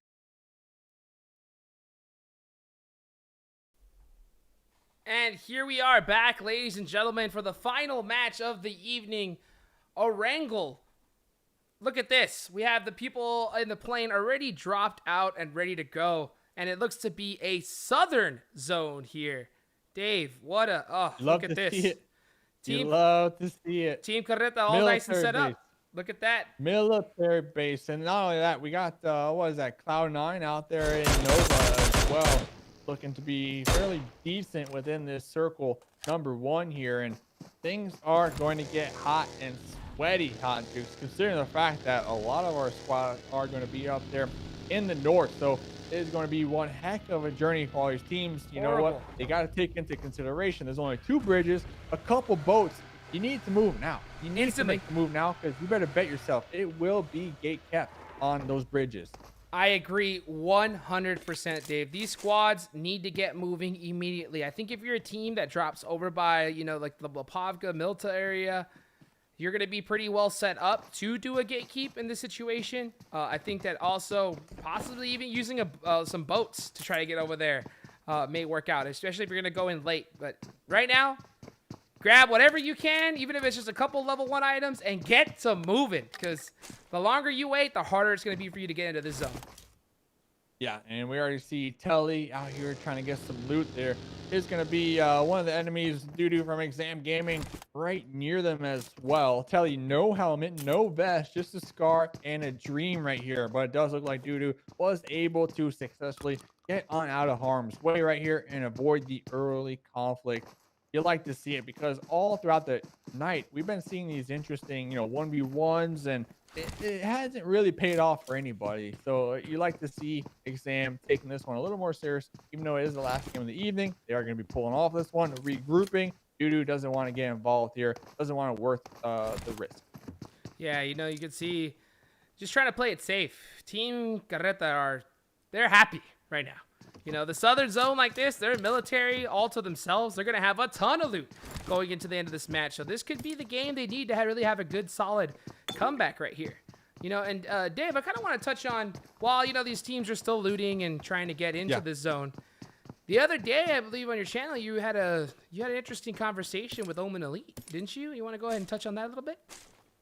Yeah. I mean, what were they saying again? They were saying something about how they wanted to work on their rotations, right? They wanted to work on the rotations because week number 1, they kept finding themselves doing all types of crazy rotates and really overthinking the process. And while they were overthinking that process, they would lose 1 or 2 members in the process and, you know, already be at that disadvantage. So their plan for this week was to keep things simple, keep it simple and straight to the point. Once when the circle pops, try to get as centralized as possible and make sure you do the scouting, because scouting is so important, especially when it comes to the leapfrog scouting.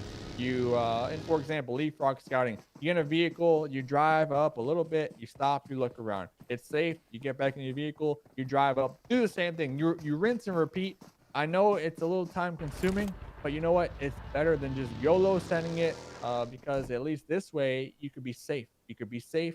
All it takes is a little extra time, and I think that's what Omen are doing. We see them out there in the mini map. We caught them just a couple of moments ago. They're going to be over there working their way on towards that eastern bridge. But before they get to that, they're going to be pulling up into the yellows. Before they get to that bridge, you have Russell find themselves caught off guard. And this is exactly what scouting does. They recognize there was a solo out here in these yellows by themselves, and they surprised them, you know. And not only that, they're going to get a point. There goes 1 point on over to Omen, and it is all because of the information game that they play here with their scouting. That's what they wanted to do. That's what they wanted to improve on, and they're doing it. It's crazy how that just worked out. You know, we were touching on it right then and there. Omen Elite, a team that drops a Milta. This is going to be a great position for them. And yeah, you know, Simplicity, Russell, so aggressive. One of their you know, top fraggers. You just always see him kind of out on his own. You know, and one thing I want to see coming from Simplicity is them to get together and play just tighter, play more as a squad, and work together, as you see a lot of these other top tier teams. And if they're able to do that, I think it's a team that could definitely come back here. You see Shifan, and I think Shifan right now is kind of in the same spot. This squad, when they get aggressive and they're all on the same page, they are hard to beat. They rush and they get in there and make it happen.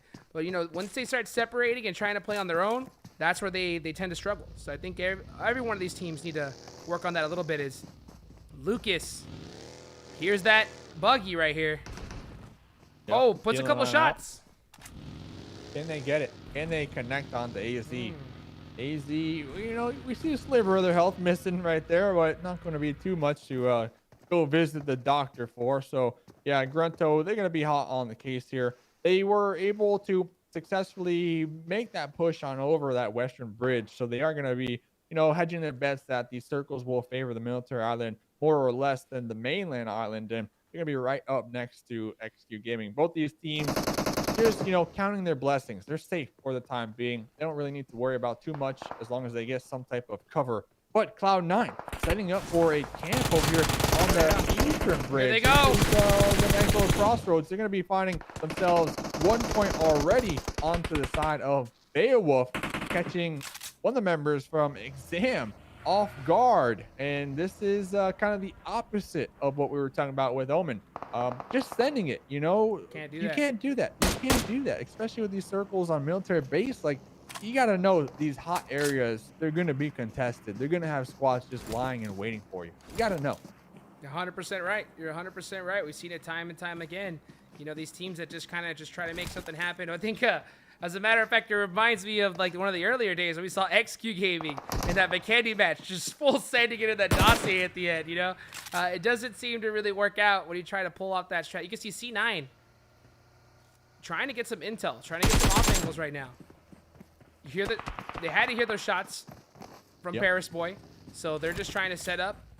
But they have to be careful not to split up too hard, because Enxame is doing a good job of rotating themselves. But you know, one nade can change this whole fight either way. The thing is, Cloud9's grenades, they're not really making it on over the hill. They're blowing up right on top of the hill. We can see. Yeah, it's so close, and it's right on the money. Like, Paris Boy is right behind where they're tossing it, but they're just not able to land right into that little he caught him! That Paris Boy was. And look at this. No, it's Bale! They're gonna be leaving a surprise. Leaving a surprise. Oh, that was their own nade? Their own nade. Bale's own nade. Oh, that's unfortunate. Did it bounce? Yeah, bad balance right there. He was 1 HP as it was, but Adder, look at this. The rest of C9 getting a great angle here. Oh, look at that. Great play.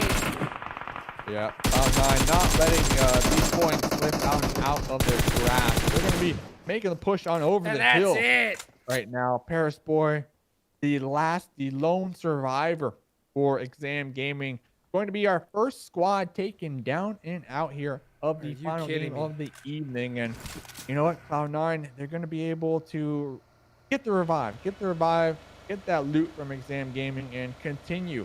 The thing is with Cloud9, they need to hurry up. They need to hurry up, get the loot, and go right back to their spots where they were before and set up. They need to reset that little camp that they had at that crossroads, because you better bet yourself more teams are going to utilize that eastern bridge here in a couple moments. And we saw Omen, remember, on the other side of the bridge. So depending on where the circle goes, Omen might be coming along that bridge, that same rotate that Enxame just took. So Cloud9, hopefully they're prepared. Man, what a play from Cloud9 right there. It was almost spelled disaster with Bayo, you know, unfortunately didn't. But look at this! XQ Gaming onto the solo member of CultuBGBG. Full send. Pulling up together, moving up these stairs. CultuBGBG. He gets in the buggy. Trying going nowhere. 200 IQ plays, jumping in the buggy, starting the engine. But XQ Gaming all swarming on top of him, saying, you know what, Buster, you are not making it out of here alive. Nice try, but we are taking on over the airplane tower, and it's going to be looking good considering this next circle is going to be favoring the military base, Hot Jukes. XQ Gaming, hit him with that. Why are you running? You know, where are you going? You know, no driving allowed. Sorry. You know, this is a no driving zone right there. That's one member out for CultuBGBG. Look at this. Starlight trying to make something happen right here. By the way, you know, I think that this is something that a lot of people don't realize. You know, when you're shooting at vehicles, especially a buggy specifically, you're not aiming, you shouldn't be aiming for the player at all in that situation. What do you aim for? What do you aim for? for? The tires. 100% on the buggy. It takes 2-3 bullets to knock a tire out on a buggy. And the second you knock out one tire, they're going to spin out. So if you're able to knock one tire out on that buggy, they spin out and then you blow them up and they're stuck out in the open. You know? And that's that. And that's it. There's nothing they can do. But if you try to go for the person, then maybe they may get away with 1 HP. We've seen it happen a lot of times, right? But if these teams are just recognized, especially against buggies specifically, because they will spin out the second you knock one tire out. But yeah, look at this. Raven getting taken out from Team Kessel. But yeah, that's one thing I think a lot of players need to realize, and I think some teams haven't been able to grasp that yet. Yeah, for sure. Even, I mean, honestly, against all vehicles, you should be going for tires more than just the buggy. Yeah, but the buggy, it's only easier. it's only 2-3 bullets. And the second you knock out one, they're gonna spin out, and then you can just instantly blow up that buggy while it's standing still. And then even if you don't get the kill, they're stuck out in the open, and you're able to full send on them, and you're fine. Yeah. All right. Well, hey, those are the spicy tips from Hot Jukes themselves. Make sure you mark that down in your notebooks if you want to step up your game here. I mean, Hot Jukes has the experience, so thanks for that little thing right there. Talking about some more action. Cloud9 moving on out of their edge position on that crossroads. That's interesting to me because, you know, they could have stayed back there, at least in my opinion, to maybe get some more kills. But by them rotating into a more centralized position, that tells me that they're focusing more on positioning and placement points over kill points. Hot Jukes, I mean, what are your thoughts on that? They want the dinner. They want the dinner, and it's zone over everything. It really is. You know, taking that central position is going to be huge for them to increase their chances and be able to actually winning this match. So you're right. They could have gate kept hard there.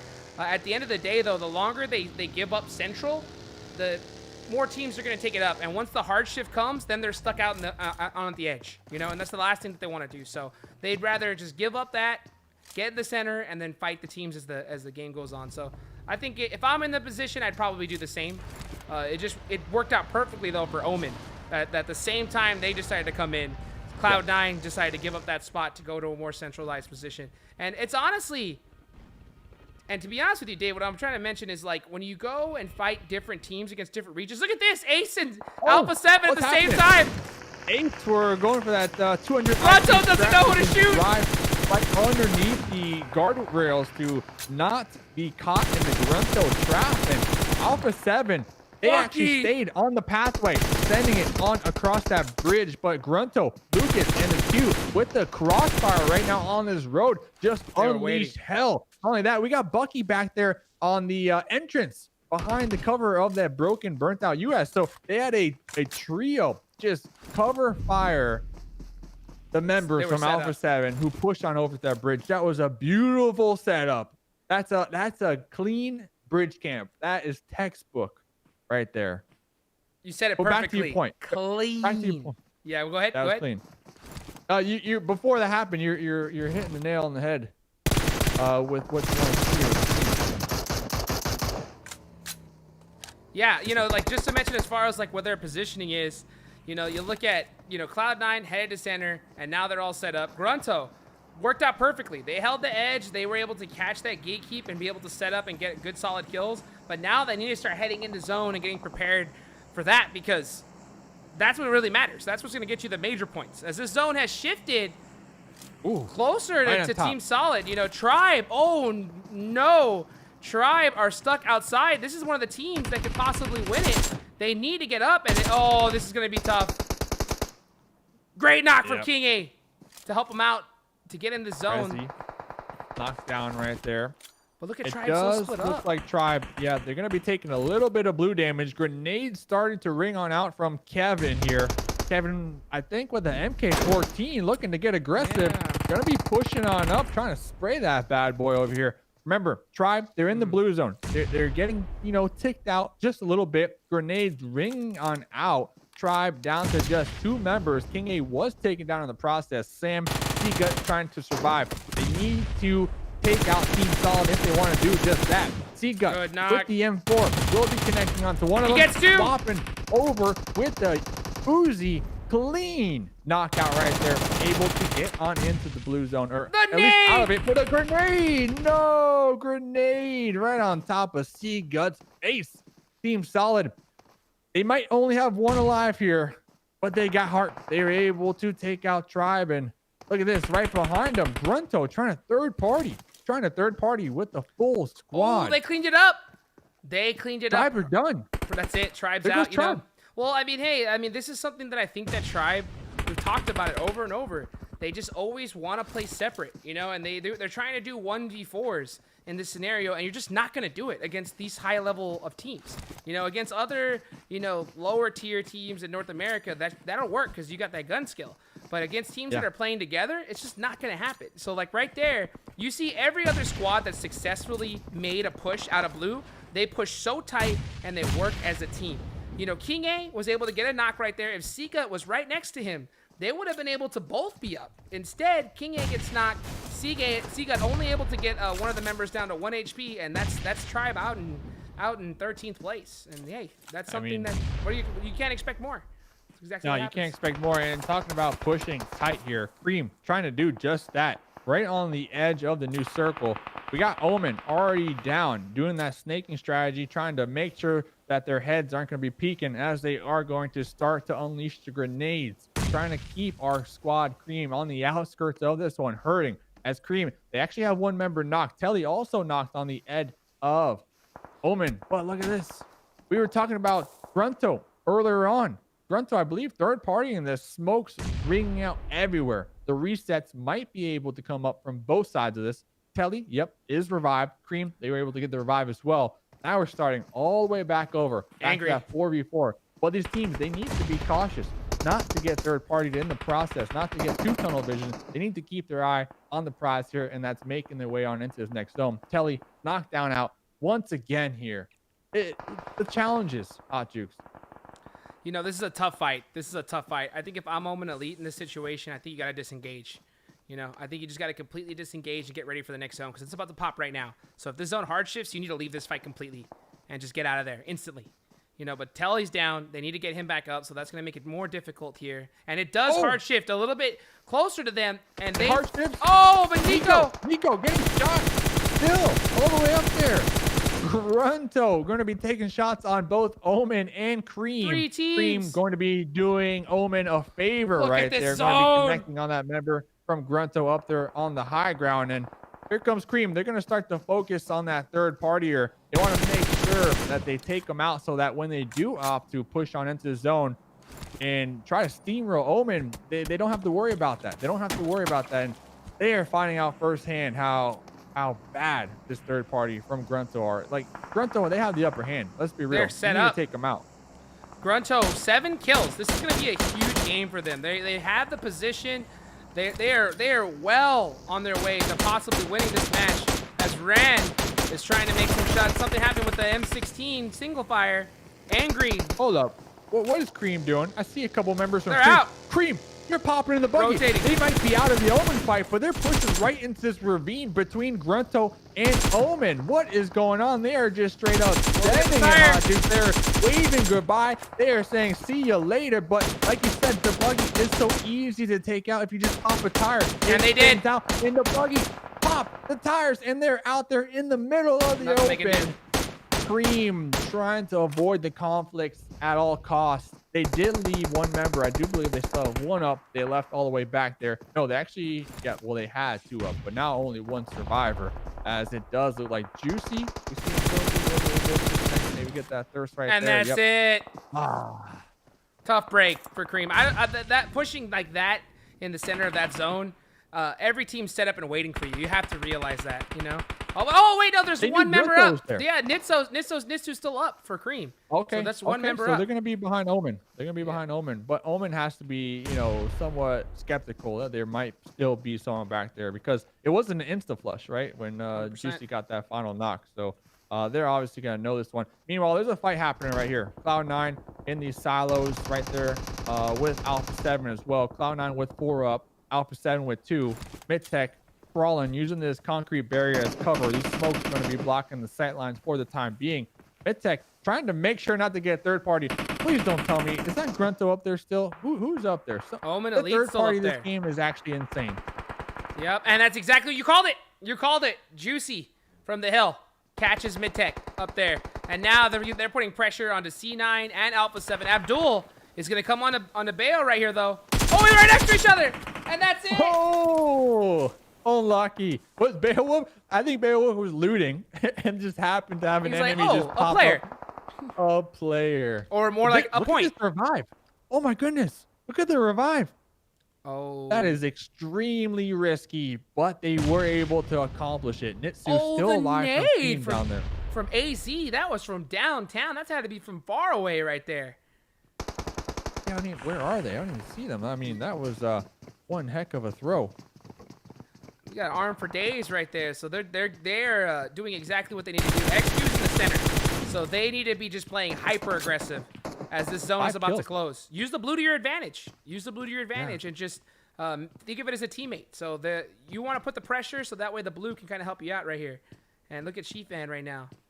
He knows This is XQ's game. This is their game, right? Right. If they could just manage to not hard peek these windows and get connected on, because we got Tempo right here, this could be their game. They just need to focus on keeping all their squad mates up and at them. As I say that, AZ actually going to be spotted in the process. Tempo, though, blows it up. 2 alive. Doesn't 2 knock alive, him. blowing up a vehicle. Yep, we got GRUNTo, 3 members Oh of no, GRUNTo. Tetsa dated no, himself. no, no, no, no. No, Is Tetsa that a run. grenade? Tetsa run. Oh, able to just So get on out of that close. room. That was getting me nervous. That Oh, was but he getting me got, nervous. but he made up for it and nails Lucas and Ran with one Yeah. nade. Oh, going for the confirm. Tensa right back to where they started. Going to be tossing that one up and over the gate over there. Going to be spraying the M4 through the fence, actually connecting a couple shots onto the members of GRUNTo. And GRUNTo, they are bleeding on out. I Are do you believe they only got kidding me? 1 still up as Rand trying to crawl up the Bucky using the smoke as cover. But Rand is bleeding out quite quickly. Meanwhile, XQ Gaming still with 4 up in the C block. Going to be utilizing these windows, going to be trying to take some shots. That's Omen out there in the distance, still with 2 alive themselves. Juicy and Nico. Juicy currently with 2 kills so far this game. Looking to capitalize on the barriers over here and just remain unseen. Remain unseen and hope and pray that these teams take each other apart. H7.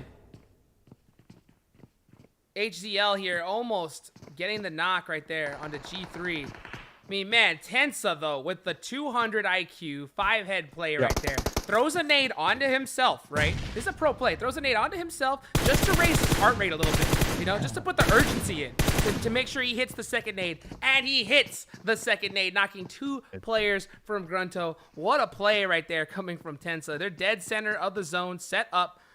This could say it's anyone's game, anybody's game right now. The zone does hardship. I want to say it's XQ. I want to say it's XQs. If they can just they got a full squad. Get AZ back up. Like stay up with 4. You want to have your numbers advantage here moving forward. Are we heading? Where's the circle going? Are we going? It favors right X. Here? Yeah, it favors XQ. You know this. This left side apartment. It's going to be inside zone. Yeah, look at this. HZL is dead center. Real quick, talk about Starlight's position. Starlight's not with the 3 members of the squad. Like, did you see where Starlight was? Yeah, I think they're trying to cover as much ground as they possibly can. In my opinion, though, like, just stay together. Just stay together and just shoot like crazy. Play aggressive. Right now in this position, you kind of want to just chill out just a little bit because you don't really know. You can't get really angles inside that apartment building. You know, there's only so many windows, and you have to think that every single player outside is staring at them. So right now, I think you just kind of just 3-peek, right? Just 3-peek, just get some intel, and then the second you see someone move, get ready to make a play and be ready to please push as a full squad. That's all they have to do, and they should be able to come out on top here. So we'll find out. We got 4 alive for XQ Gaming. We got 2 alive for Omen, and then 2 alive for Tempo Storm. Tempo Storm have definitely... Oh, I forgot about the solo from GRUNTo. We got Bucky still... prone over there using these smokes. AZ, though, on the roof. This roof position Look at that could knock. be huge. It Finishes. could be huge. Going to be spotting Bucky out there in the distance, pulling up just a little closer. Could be pushing up and, gathering as much information as possible. We do see out there in the distance, though, Omen look to have broken on into the apartments where big Tempo nade. Storm Doesn't are hit. holding. So, HH24 getting ready for the grenade. Switching on over to the Uzi, maybe the Molly, trying to make up their mind. Here comes the push, though. Quick switch, able to get the Flusherino. Juicy out there in the courtyard, prone, using the bushes as cover, most likely, trying to avoid the sightlines of both Tempo and XQ Gaming. XQ Gaming pulling an interesting strategy, setting out one of their members from the hard cover to go prone in the grass. We'll see if that won't pay off. It's risky. It's risky for sure. I think they're safer together than apart because HG has to realize that he's out in the open. The second he gets caught, like, he's gonna get thirsted. There's no saving him. Chiefin. But look at this. The information Chiefin is gathering right now. They know they're there. Could be game winning. The thing is, the other 2 squad mates. Yeah. Okay. Oh, wow, taking a lot of damage right there on that. They need to push the squad. Yeah, see, right there. That's what happened. Now look at that. Now it's 1 member down, lost for free. You had 4. I mean, Tempo, they're just holding these stairs, right? They're just going to hold these stairs until they're forced to push out from the blue zone. HH24 getting a grenade prepped, getting a grenade ready to go. Starlight not with their squad. Holding these off angles here. I don't know what they're doing. AZ able to get on the roof of Tempo. The longer that so here's what they should have done, right? XQ had 4 up. What they could have done was gave all their heals to 1 player, right? Just in case. Okay. Just in case, right? You want to have them there ready for because this is the last zone. So you're going to be ready for that right there. HZ. Oh, with the under toss. Oh. With the Molly to block the doorways here. AZ going to be wrapping around, holding these windows, thinking that, maybe Tempo will use this side of the building since that Molly will be blocking them. Oh, Blue well zone played. going to start to apply pressure. HH24 going to be taken down and out, leaving just Tensa to defend the stairs. Tensa's going to be connecting onto 1, chunking down the other, quickly switching back to the M4 in the room, back against the wall. And that's it. Popping her head out, taking some more shots. But you know what? XQ Gaming sending everything they got here. They had the chicken dinner right in their grasp. They made sure to get it. Mission accomplished here in the final game of the evening for XQ Gaming.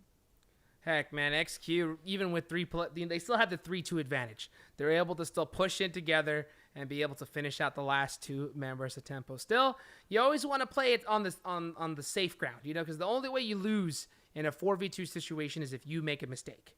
You know, I think they made a little bit of a misplay right there, but regardless, they were able to execute properly and get that big chicken dinner with a good, solid 10 kills to their name. Tempo in second place with 7 kills. GRUNTo in third place with a good, solid 8 kills. That's going to be really good for them. I'm sorry, 9 kills. Tribe. Yeah, and look at Tribe. They went out Did they early. make enough points? They went out early. I mean, they were trying to get out of the blue zone. Instead of like trying to wrap around and play smart, they kind of like just pushed into that squad separate, and just got picked apart one by one right there. So, you know, it's tough to see, especially from Tribe. You know, that like I know that this is a team that's, you know, had some substitutions and new players come in. At the end of the day, a lot of these players have played this game competitively. Some have played in LANs and even global LANs as well. They need to be able to adapt to these new strategies, new team plays, and play together as a squad. They have the gun skill. If they're able to execute it properly, they're gonna be a tough team to touch with. They can't be a team that only wins when they get zone. They got to be a team that can also get top placements when they're out of zone as well. So yeah, 13th place, gonna be tough. But I believe we have the scores up, Dave. So let's see exactly if it was enough. Let's find out right now as we go to the scoreboard. And let's see, as you can see here, we got what? XQ Gaming with 1 point. Coming in clutch at the very end. My gosh. That's actually, you know, I didn't even expect XQ Gaming to clutch it out here. I know they got the chicken. They were able to bump Loops out by just 1 point. The Knights are able to secure themselves at third place. GRUNTo giving it everything they got in the final game of the evening, missing out by just a little bit. Same thing with Tribe. I mean, great performances from both GRUNTo and Tribe, trying to really come in at the end there and overthrow and get this money. But XQ Gaming, I mean, all last week they were on the other half of the leaderboard, right? Like the 11th through 20th position. Tonight they had a good game number 2, I believe that was. I think they got like second place, but this chicken dinner, 24 kills. 24 kills. I mean, the aggression finally paying off for the team. Are you kidding me? Are you kidding me? I can't believe it. I can't believe it. I mean, look at the difference in points. Only 1 point difference from Loops. 2 point difference from Pittsburgh Knights. If PK only could have just got 3 more kills, that's $700 in the bank account, you know? That's so crazy. And I know we have our after game analyst, Degon. What are your thoughts after seeing that last match? I mean, I mean, XQ Gaming on top, first place. Insanity. Yeah. This all started back when the circle finally shifted from in between the main island and military.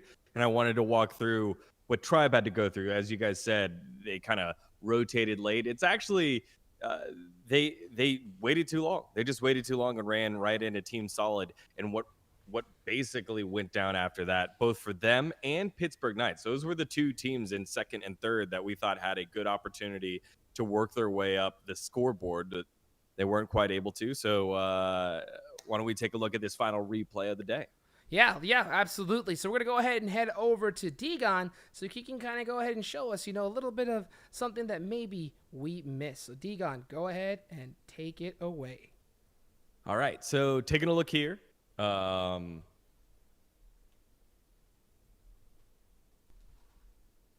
Taking a look here on the stream, there was so much action once everything shifted over to military base. This is the last time I think we looked at the map. I was like scanning and scanning. I actually followed along with Team Solid on this push that Tribe was pushing because I wanted to keep an eye on where Tribe was in terms of their location because they were so close. They honestly needed, I think, 14 or 15 points, and they weren't, obviously, as you saw the ranking, weren't quite able to do it. And also Pittsburgh Knights. Pittsburgh Knights spread out super early, chunked super early, and this was a heroic effort by G3. You see how many teams are up. We'll skip forward. 15 teams still up, while Pittsburgh Knights are only down to 2. And we'll get to see exactly how far G3 goes and what his journey was. So we'll fast forward here. Tribe crossing a little bit late Unfortunately, circle shifts to military base, but they're able to get across safe. We got to see all the cars race right across, and that led to enough chaos for Tribe to get on through. Now, once through, Tribe hesitates a little bit too long to decide to push. And now Team Solid, they're inside. They've got the zone. They've got the blue zone. And Tribe knows, well, this is going to get messy. Team Solid knows, hey, we're on the short side of the circle, so we don't have to push that fast. It's going to be the blue zone moving on in will be very slow. And so I think Tribe did a pretty decent job knowing that Team Solid knew they were there. King A with a great retaliation knock there to start to open things up. He tries to get wide, and we caught most of this action. Great nade there by Not Found to stop the push by from Seagut, which isolates out King A. Kevin able to get himself down very safe at the last second. I thought Seagut was not going to get this heal off. He did a great job. But then after that, just not quite able to move on through. They just put themselves in a tough position to execute. Then GRUNTo comes on in and cleans things up. You're like, oh, shoot, Seagut, he's able to get through. Things are good. GRUNTo's there as well. And Lucas will be picking this one up very shortly. Yeah, so Tribe, a little bit of a late rotation, which led to them not able to get themselves into the zone. Now let's go back to our friend Mr. Map. The next team I want to focus here was Pittsburgh Knights. Two members here down in the south. And it's crazy that we didn't follow them because this journey was so cool. J7 ends up splitting and going to the southern spot of military base. G3 ends up moving here inside military base, and he's the one that's going to snake his way on in and try to get as far as he can. He has a couple of heals and a ton of smokes. J7 has the most smokes to do the heal strat to stay alive as much as he can. Now as we move closer in, a lot of the focus was on XQG, rightfully so, and XQG shooting at Tempo, Omen, Cream, and Cloud9 on the eastern side of the map, and then GRUNTo's right here. Lucas works his way on in, so Tensa is focusing on him, which leaves our little boy in Team 21, that's G3 right there, who ran all the way through the airfield, all the way through a couple of those buildings on the side, and now is by antennas, by radar, and trying to work his way on through and not make any noise. He knows, hey, look, I'm not going to get any kills. I just need placement points. We are so close. Remember, they were down to 2 members with 15 teams up. Now they're up to 8 teams as the rest of GRUNTo does a great distraction as we get to see Tensa's nade not work out there. This is a great shot of it. Right here off to the right is where PK is, where G3 is, and he's just chilling. He's chilling. He's trying to work his way on through. When there's enough distraction, he goes on in, and he did a great job smoking his way on through. As we fast forward, can we see it? Yeah, he smoked his way on through, left radar antenna. The teams behind him got killed by Starlight, which is why Starlight was hanging back. There it is, Ace. Ace was back there and getting chunked by Starlight, as well as the blue zone. And so G3 able to barely slink his way on in. Look how much HP is there. And if he could have just gotten one more position, right? It was just a couple of points there. One more position there for Pittsburgh Knights and G3 would have been huge. Unfortunately, once they recognize, hey, look, this is where he is. Let's go ahead and see if we can get the shot where I think it's AZ goes on the roof. But HZL knows he's there. G-Fan knows he's there. So AZ goes on the roof and takes care of business of our main man G3 here. AZ's on the roof, waiting for it on the kill feed. And I mean, he's basically waited as long as he can.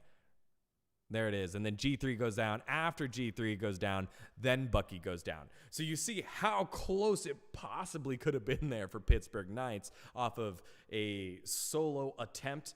And GRUNTo also did a good job moving on up the leaderboard, but they didn't need those points as much as Pittsburgh Knights. So I think overall a great day from some of the teams that we're not used to seeing consistently at the top. XQG here on this map getting a massive chicken dinner, and they weren't on the radar. Again, we were looking at Tribe. We were looking at Pittsburgh Knights to be the team that pops up and get themselves in the money. Instead, XQG, big performance when it mattered the most, and they got themselves the win. And that was just a very, very fun final map to wrap up day number 6. I think you hit the nail right on the head there. XQ Gaming, with a huge upset. I mean, like, I can't stress it enough. I don't think none of us expected them to be able to come on top with such a insane performance. And that just goes to show, that's why I love this format here. It is anybody's game up until the final match. And we saw just a perfect execution there from XQ Gaming to be able to walk away with $700 cash money. Getting ready to go in tomorrow. They're going to have, some good food in their bellies going into the day number 7. Wow, what a game. What a day. Yeah. What a day overall. Great food, great, comeback story for the team, XQ Gaming. This is what they needed. Hopefully moving on into the remainder of season number 1, they got that confidence. All it takes is one great night, get the first place $700, and then after that, maybe a weight is kind of lifted from your shoulders, and then we really get to see how the team can perform. Because think about the pressure up until this point. Like, you got the pressure to perform. Finally, you perform. It's lifted. So XQ Gaming, let's hope for some more plays from the squad in the next 2 nights out, Jukes.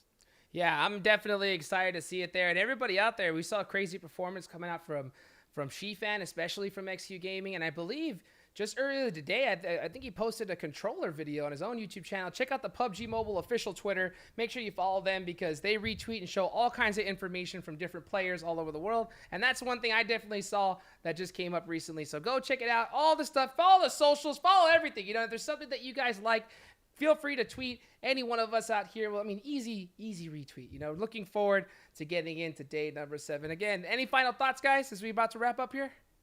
8 of the 9 North American teams in the top half. So pretty good showing on the day for the North American squads. And we broke the cycle of North America, Latin America, North America, Latin America, South America, Brazil coming on in and taking turns taking the wins here. So good job for North America. Boding well. Now starting to adjust to how some of these teams are playing. That's right. Well, guys, thank you so much for watching. That's going to wrap it up for day number 6. We'll see you tomorrow, day number 7. Have a good day.